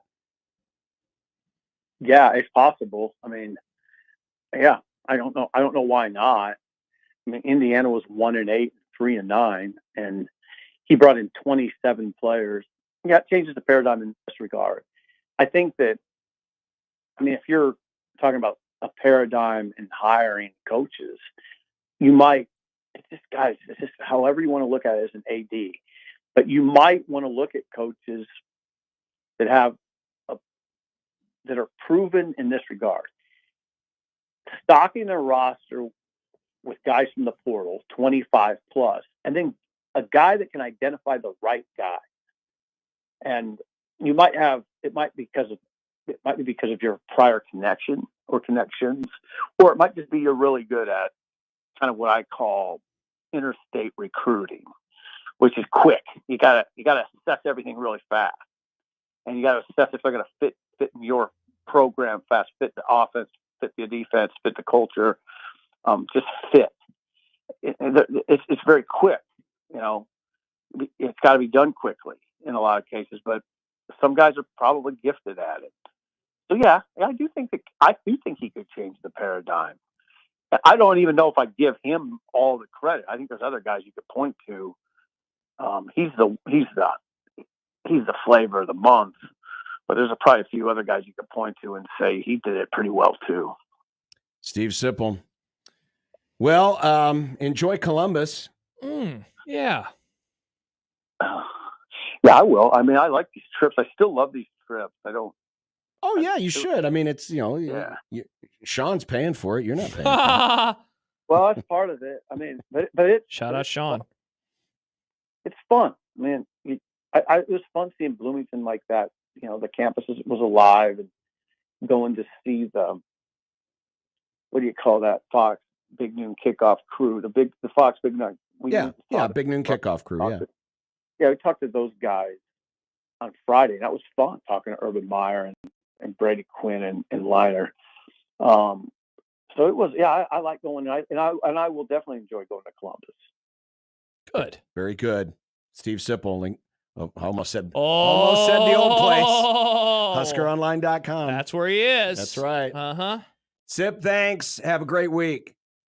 Thank you. You have a great week, guys. We will. Bye-bye, Sipple. Steve Sipple joining us on the 42 Degrees of Source hotline. You know, I was playing around. I realized I hadn't put together the charts. Mm-hmm. And I started doing that. And I'm going to do it better this week, so it's going to be easier to see. And, cool. Because him saying what he did about the Buckeyes got me thinking of like, okay, you know, are they as good as we think they are? Defense certainly is not as good as the expectation was coming into the year in terms of their performance and what they're doing on a down-to-down basis. But their offense is frightening. Yes. It is. It's almost a circle. Indeed it is. So we'll have that. I think we did that, Thursday last week? Yeah. We'll do that on Thursday. Yeah. So stay tuned for that. But yeah, it'll be interesting. It'll be interesting. All right. Coming up, we'll hear a little bit more of what Matt Rule had to say yesterday. And as I'm looking up at the TV, I realize that this is it. This is the last dance. The greatest pregame show and postgame show. Oh, here we go. Broadcast television. Whiny John all year. I mean, I missed the show that I don't even watch except for like a month of the year. I occasionally tune in if it's on and I'm around. Yeah, Okay. It's nice to have it there. Okay.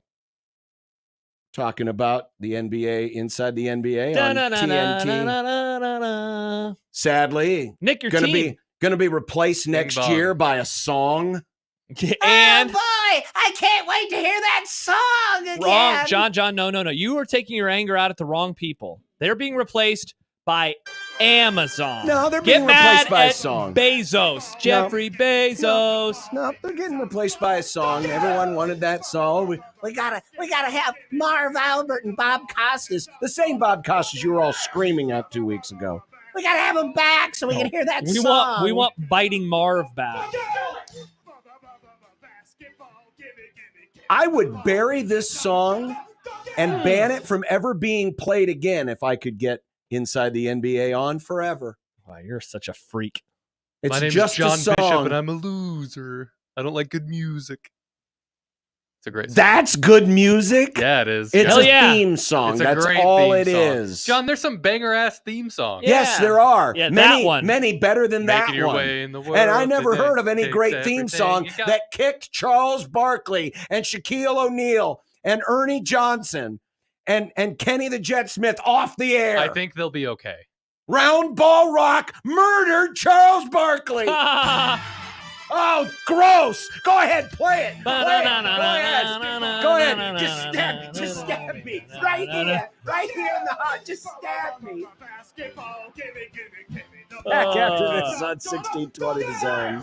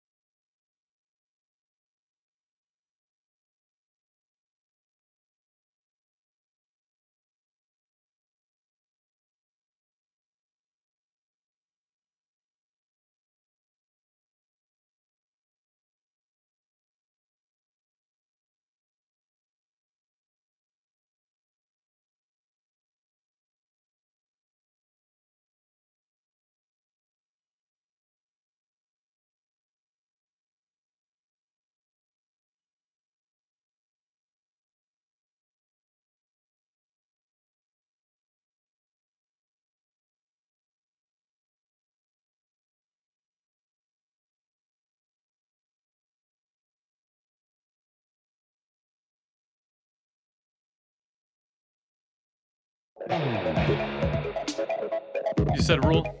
Yeah, you don't have to worry about it. Sorry.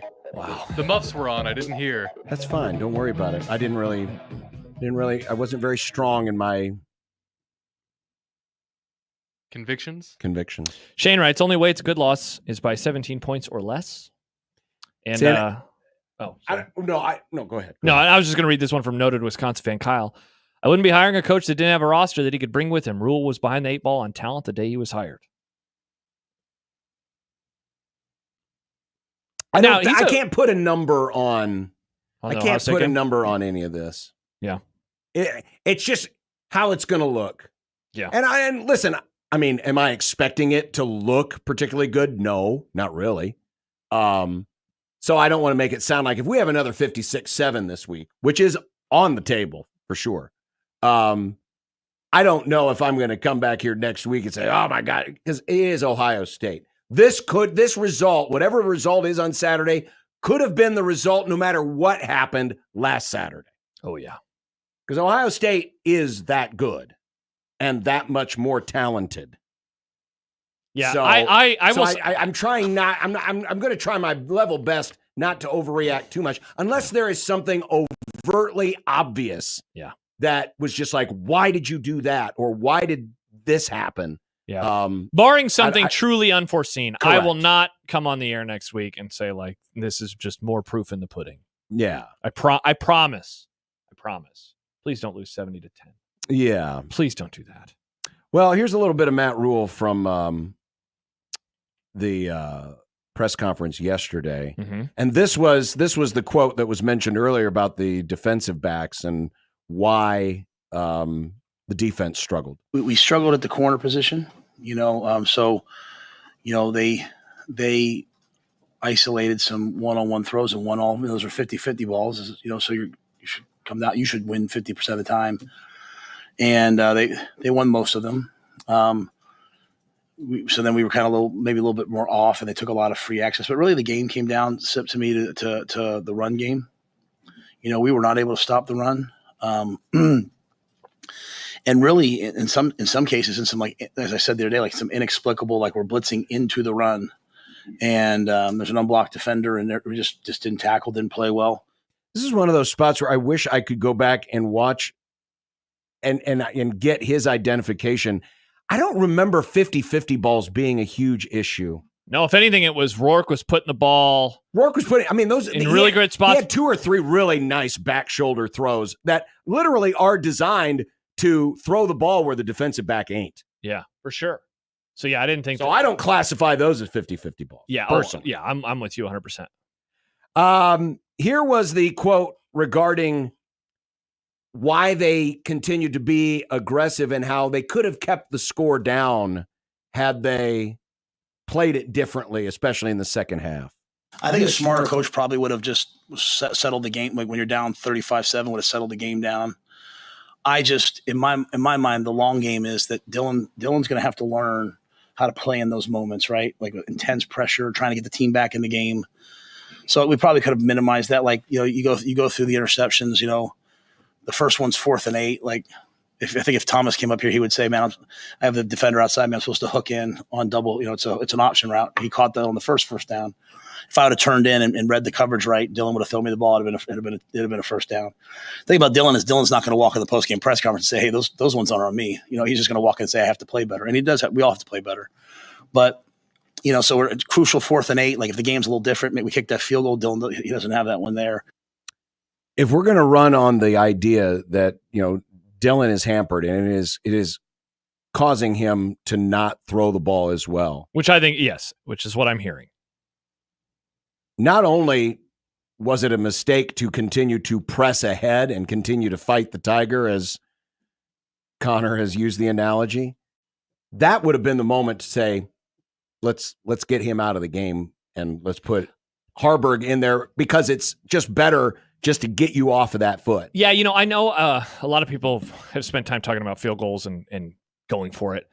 I was a little more surprised, and I have been surprised that the conversation wasn't more that. Just like taking the guy out of the game. The game was obviously over. How many drives did he play in the fourth quarter? Was it 2 or was it just 1? But I was surprised that he played as long as he did. Very surprised.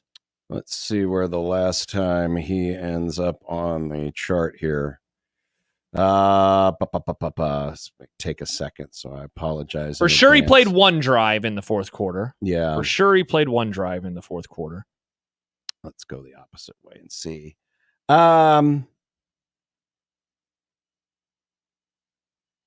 don't know if he did play in the fourth quarter. Really? Wow. Okay. I thought I could have sworn that he threw a pick in the fourth quarter. I'm sorry. The search function. He played his last play was at 6:17 to play in the game. It was the interception. Okay.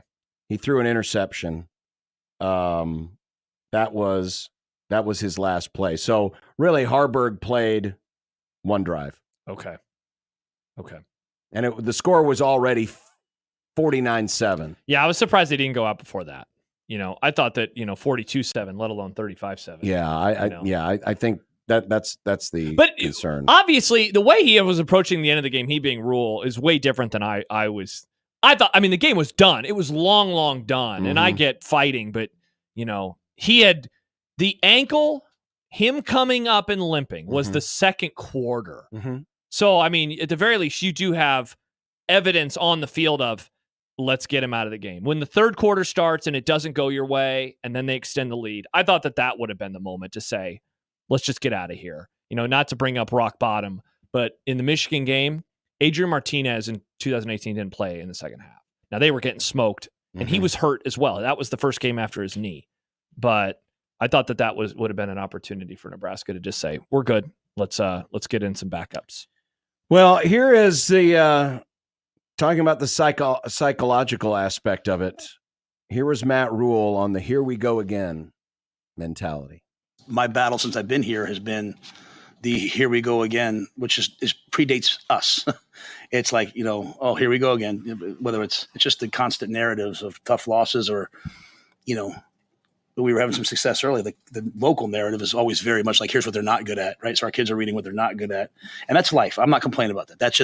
It's just, you want to come play in Nebraska, like, you deal with it. So when things go wrong, we naturally, in that game, to me, kind of, in some ways, it looked like sunk back into like, here we go again. And I'm not saying that I saw that. Okay. I didn't feel that during the game. I was competing to the end, but that's, as I talk to people, that's kind of what they said. I think it always comes down to just football. Like if you're supposed to be in the B gap, then be in the B gap. Like, don't go to the A gap. Like, touchdown hits because you're in the wrong gap. So whether that's confidence or whatever. So it's still a fight, and he acknowledges it. It's still a fight that he's fighting, even though he said he didn't see it in the game. He learned about it in talking to some of the folks after the game. Yeah, that was the case, and certainly, Jamari Butler said guys were hanging their heads after big plays. And so I'm guessing that's probably one of the avenues that he was battling. And listen, it's human nature. When you're getting your clock cleaned, it's human nature to just be defeated. And the effort just naturally goes down because you don't feel like you have anything to play for. Yeah. At that point. Yeah. Adam says that mental problem should be changed by now, though. It's year 2. I'll be honest, that's not something that I really thought we would discuss this year. It's one thing to lose another one-score game. It's another for this entirely, because this is outside of Michigan last year, and that is the national champion. Mm-hmm. This is the first time that we have seen this in a game since how far back? I mean, Oklahoma in 2022. I mean, what are we talking about here? The first game from Mickey. Because as we all famously know, like, this didn't really happen under Frost after 2020, at least. So yeah, I'm surprised. Well, but this was something that Rule identified in fall camp. Remember the video of him talking about when the lights are on and you guys are playing different when the lights are on? I mean, it's the same. It's basically, it's under the same tree. Yeah, for sure. So obviously it's still a battle that he is fighting. Yeah. And how much of that is just human nature versus there is still something inside of the program psyche that exists? I don't know, but that's something that will be challenged this week. Yes. It will be challenged this week. Yeah, along those lines, we were wondering, wait, what's a good game? Adam texts into the show, 402-951-1620. If NU loses 63-7 or something stupid like that, I think fans will be upset. I'll be concerned and upset. And you can't lose worse than other Big Ten teams have to them.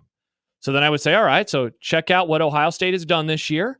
Look at the teams and the margin of victory. I keep pointing, and I have for a few weeks now, I keep pointing at their game versus Iowa, and they won that game comfortably, but not in embarrassing fashion, 35-7. They also beat Michigan State 38-7. So this is actually going to only be the 4th game that they have played because they already have an off week built into their schedule. And of course, we know that they lost to Ohio State, or Oregon rather, 32-31. Yeah, I mean, they lost. Michigan State's in year 1. They lost by 31 points. Iowa's Iowa. They lost by 28 points. If that margin climbs higher than those, I think people are going to rightfully be really frustrated. Well, here wasn't a lot discussed yesterday about Ohio State, but here was Rule at least discussing what they have to do to be competitive with Ohio State. Now you're facing the best team, the best team in the country, the best roster in the country, whatever they are, number 4, unbelievable team. If we spend the whole game playing Ohio State, looking at the scoreboard, hoping to win, we'll get our face beat in. If we go out there and challenge them, because we all think we're good football players and we want to play in the NFL, and their players are going to play in the NFL. So if you're an NFL player and I'm an NFL player, then I should compete with you. If I back down from you, then I'm not really an NFL player. So I want our guys to go out there and compete and see what happens, and then I want to come home and play UCLA and do the same thing and do it for 5 games. And we've been on a journey of a season. This was a real down point. See how we respond. We will indeed. Yeah. Indeed we will. Indeed we will. Mm-hmm. All right. When we continue, it is time for some content. What do we got in content today, John? Seriously, what do we have? You never sent it to us. Oh, well, I was still working on it. It's okay. I'm sorry. Nick was still working on it. Nick, would you freaking get this done? I was trying to find all the fun NASCAR questions. Stop it. Well, it is NBA opening night, and there will be an NBA question. Let's go. NBA. It's And fantastic. we will find out why the Blue Jays no longer have a duck season. Thank you. I want to know the answer to this question. 1620 The Zone.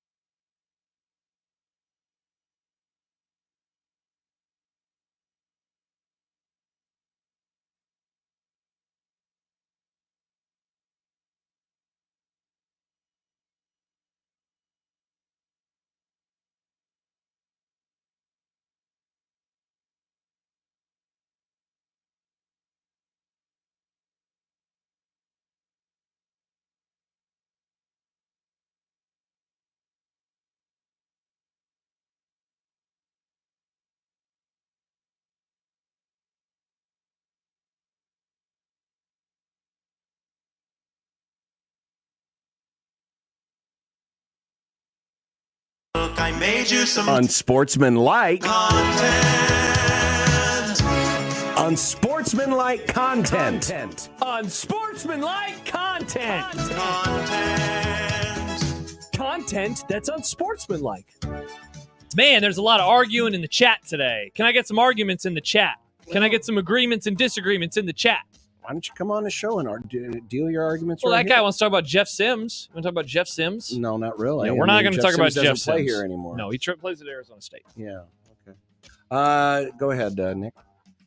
Well, fellas, it looks like there won't be a rematch after all. The Players Era Tournament, Creighton's Thanksgiving Week tournament, announced that the final games will not be contested within the pools, but that they will match teams from across the pools for a championship day. It's like tips and tricks. Tips and tricks. That means CU could play Alabama, again, Rutgers, Houston, or Notre Dame. Is this disappointing for Jays fans who wanted to see another game versus Dana's Ducks? Well, sure, because, they enjoyed the last year's. That was for sure. Now, here's the other part. What if they did play Alabama and then had to play them 2 weeks later? That'd be stupid. In Tuscaloosa. That'd be dumb. Now, Houston is a preseason top 5 team. That could be interesting. I don't know if Rutgers gets a lot of people's jimmies excited, but the Notre Dame thing, I don't know if Creighton's ever played Notre Dame in basketball. Oh, wow. The Catholics versus a different version of the Catholics. Of the Catholics. Nice. Catholic versus Catholic. So it's a little disappointing. So why is it, though? Why are they not playing? Well, apparently there is something. It's with the NIL It's situation? something with the NCAA that in order for the tournament to be a tournament, I don't have the exact It details. can't be that you can't lock in the final games. Right. So what if they just don't lock them in, but, oh, wow, they still played Oregon, and they still played whomever, and they still played whomever. What if they did that? And they winked. That'd be okay? They already kind of announced that this was what they were going to do. Mm. So now Bummer. they're going to they're going to cross over from the different pods. Okay. It's been a very interesting foray, this tournament. I mean, it is in its first year, and right now I'm just hoping for the sake of the NIL funds that the check clears. Yeah, we love when the checks clear, don't we, folks? We do. Yeah, that's a bummer. That would have been cool. And now it won't be as cool. But at least you'll be in Las Vegas. That'll be fun. It'd be nicer if the game wasn't on Saturday. Yeah, well, at least you get to stay in Vegas longer. People always say It would the be best nicer if the game wasn't on the Saturday. best length to stay in Vegas is a week. Everybody says that about going to Vegas. I wish the game was not on Saturday. Nice. For the first time since 1996, a television network drew 10 million viewers on the same college football Saturday for 2 different games. Wow. ABC's Alabama and Tennessee was seen by 10.7 million viewers, while Georgia, Texas had over 12 million viewers. These numbers aren't going to slow the grand brand consolidation of the sport, are they? No, I'm not TV ratings guy, famously. But to answer Nick's question, the answer is definitively no. If anything, it is proving the people who want this correct. Georgia versus Texas would have been a non-conference matchup in years prior. Now Alabama, Tennessee, not so much. But moving forward, I mean, look, what was that game? The 7th most viewed game this last weekend? Oregon and Purdue. That would have been a non-conference matchup in prior years as well. So we're only going to see more of these because for at least the time being, it's going to feel like non-conference, and we love helmet matchups. And we're about to hit a Saturday with Ohio State and Penn State matching up as maybe a couple of teams that have a combined 1 loss. There are still massive SEC games that are still to come, massive Big Ten games that are still to come. So this is going to keep going on. By the way, Indiana, Nebraska was the 4th most game watched this week. 3.2 million people. Hey, at least it was only 3.2. Thank God the game was a blowout, and then everyone turned the channel. Yes, because more people were actually watching Miami and Louisville. That's true. Which was a better game. It was. It definitely was. Indeed it was. But people want Nebraska to be watched. They do. Yeah, but not when they lose. Oklahoma is a 20.5-point underdog this weekend at Ole Miss.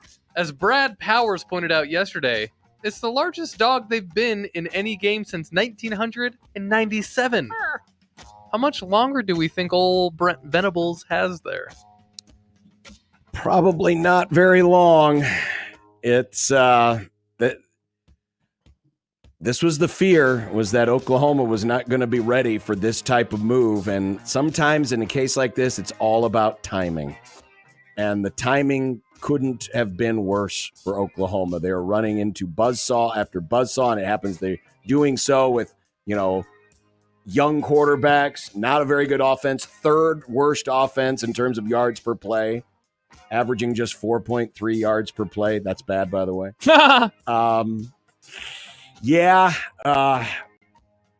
Brent Venables probably has next year, and there better be some visible signs of improvement. Yeah, I think that you're right. I don't think that they'll can him after this year. As I open up the Oklahoma schedule for the rest of the season, I think that he still has next year.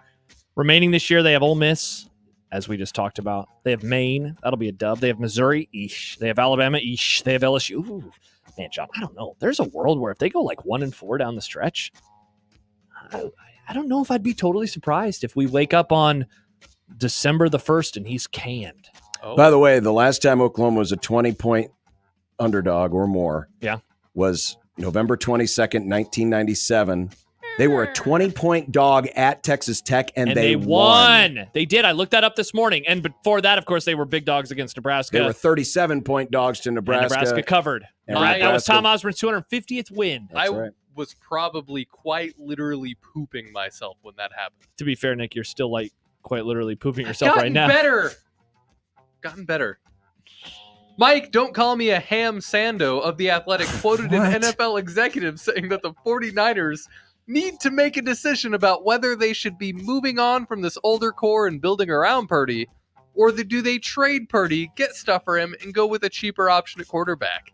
Is he right? What will they do? Yeah, I mean, certainly that is going to be the decision because his production would warrant a salary that is higher than Dak Prescott's. It will, whatever the next highest salary is at quarterback, his performance warrants that. Now, Sando, what did you call him, Nick? Don't call me a ham. Sando, very well played. They had the Purdy career stats with and without Christian McCaffrey, because now, sadly, this is the world that he is living in. Pretty wild how the numbers are basically the same. Mm-hmm. They don't really get that much different. This year, everyone always said, I need to see Purdy without, I don't know why I'm doing that voice. I said it. I need to see Purdy without all those players around him. Are you okay? Is that how you think you sound? I guess so. He's proven. I mean, he's a good quarterback. No, he didn't have his best game certainly on Sunday. I think some of it was a little miscommunication. Some of it was he was going against really good defense. I think they're going to choose Purdy. I think they're going to give him his money. It would be totally, totally wild if they didn't, because we don't see that. But I think they're going to give him his money. They have to. Yeah. I mean, it's a tough spot to be in unless you are in a perfect position, whether through the draft or a miracle, but the quarterback is such a premium position, and Purdy has played at a premium for most of it. And now, if anything, he's proving his value more with the team being where they are currently than it was last year when he did have all those weapons around him. There's no question they have to build around him. Now, the question is, do they start moving on from some of these other players? Problem is, some of these older players are also hurt. Yeah. So I don't know if their trade value is correct. That's true. That's a good point. Dimitri Ravenos of Barrett Sports Media thinks Lee Corso, not Corse. Oh, Nick, did you type it in there wrong? Is going to announce his retirement this weekend on College Game Day. Would this shock you? No, it would not.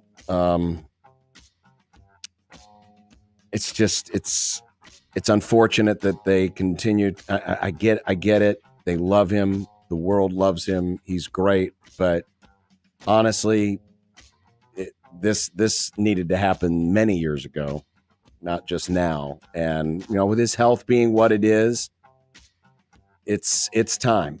I wish there was a way. I'm sure there can be. There can still be a way.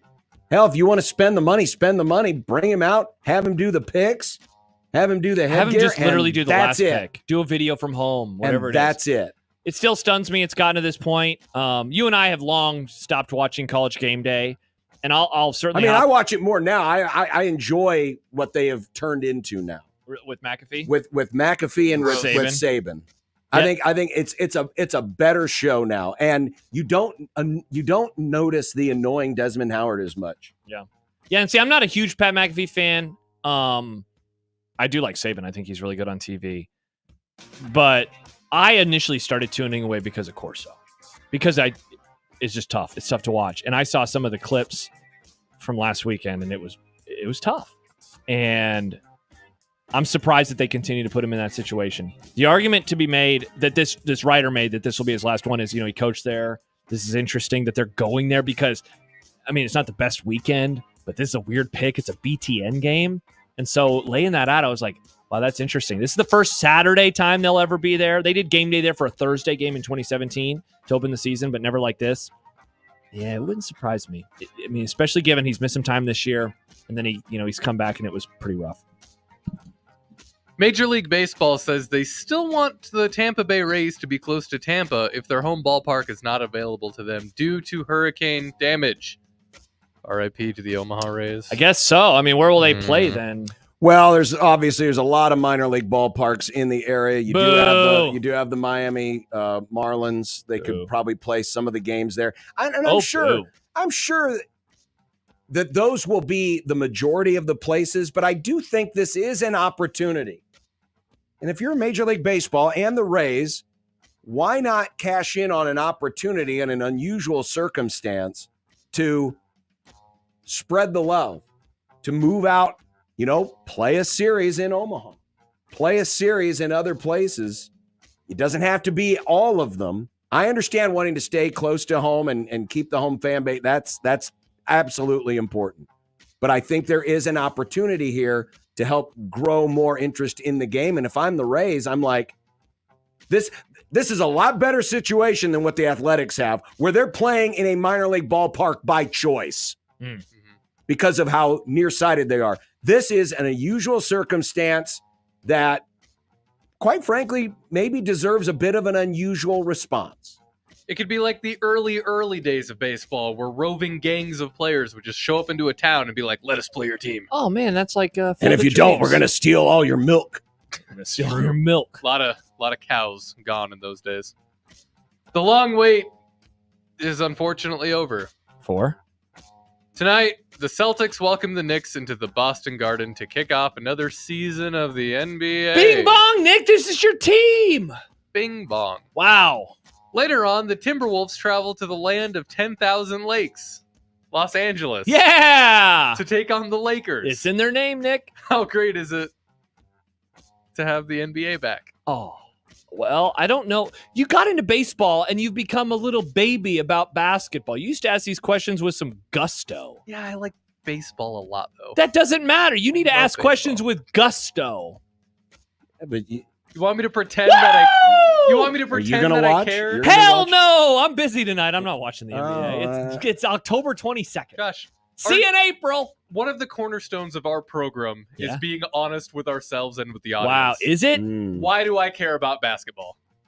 Because it's dumb. Well, next time one of those colleges reaches out to the zone and asks him to produce or do whatever he does on the court, don't allow Nick because he called it dumb.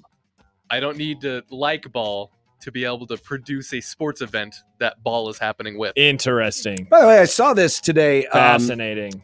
We get emails quite often from folks who have gambling interests. Yeah. And they sent us some stats of the top 5 and teams bet over and bet under their win totals. Mm-hmm. And this was kind of interesting because one team actually shows up on both lists.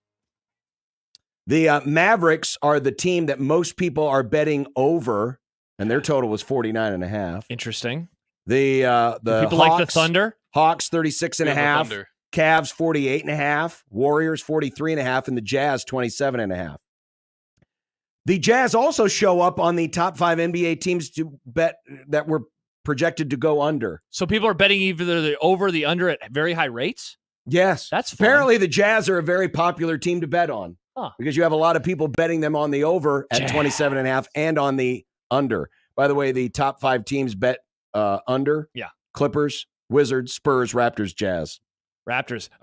Spurs. Their number is really, really high. 35.5. Yeah, that's interesting because they're not going to do that probably. But I'm guessing Vegas moves it up that high because if you had it any lower, everyone would want to bet the over because they're big fans of Victor Wembanyama.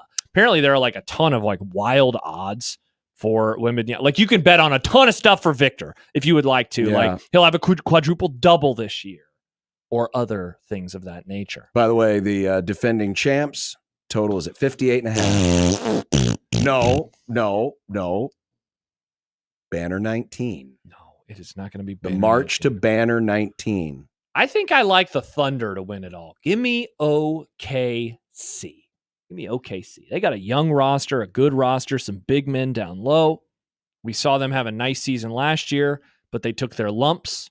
You know how many banners they have? They have 0 banners. Well, they Zero. technically they get the Seattle banners, so they have like 1 or 2 from the 70s. Congrats to the Seattle Supersonic. Do you know Oklahoma City Thunder. what franchise has Ouch. always remained loyal to the hub and has always been loyal to the hub? I just can't stand the Boston Celtics. I can't stand you. John Bishop and Bill Simmons sitting in a tree. No. KISS. No, I disavow. PODC. I disavow Podcast. phony Bostonians Phony? like Bill Simmons. He's literally He's from a there. fraud. No, he's not. He's he literally says from he is. there. He's not.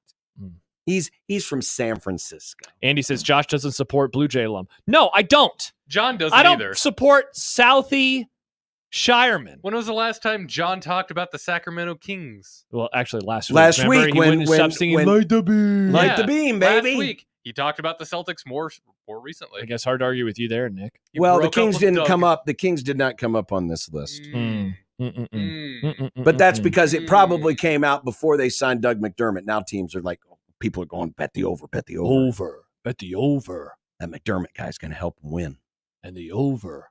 It's going to be Kings and Nuggets in the Western Finals. Nice. You almost stepped all over yourself Kings there. and Nugget and versus, the Celtics. Who cares? It doesn't matter who they play in the East. They're going to win anyway. I don't like this. Oh, look at that. Yeah, Red. There's my boy, Red. Okay, let's go to break. Red Auerbach smoking a cigar. What's for Our dinner boy, is Red. next on 1620 The Zone.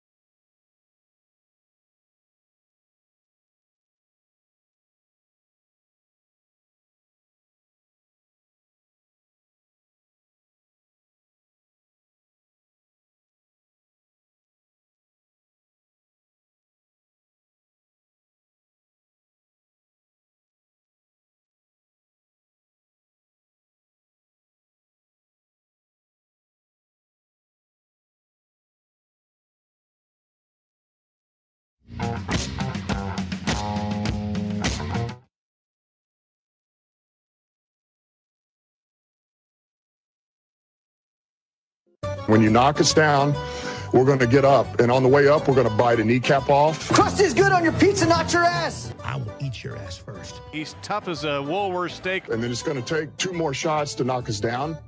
All right. And on the way up, we're going to take your other kneecap. I'm ready to hang them up, gut them, and skin them, and chop them up. And you know what? I'm ready. My daughters aren't starving to death.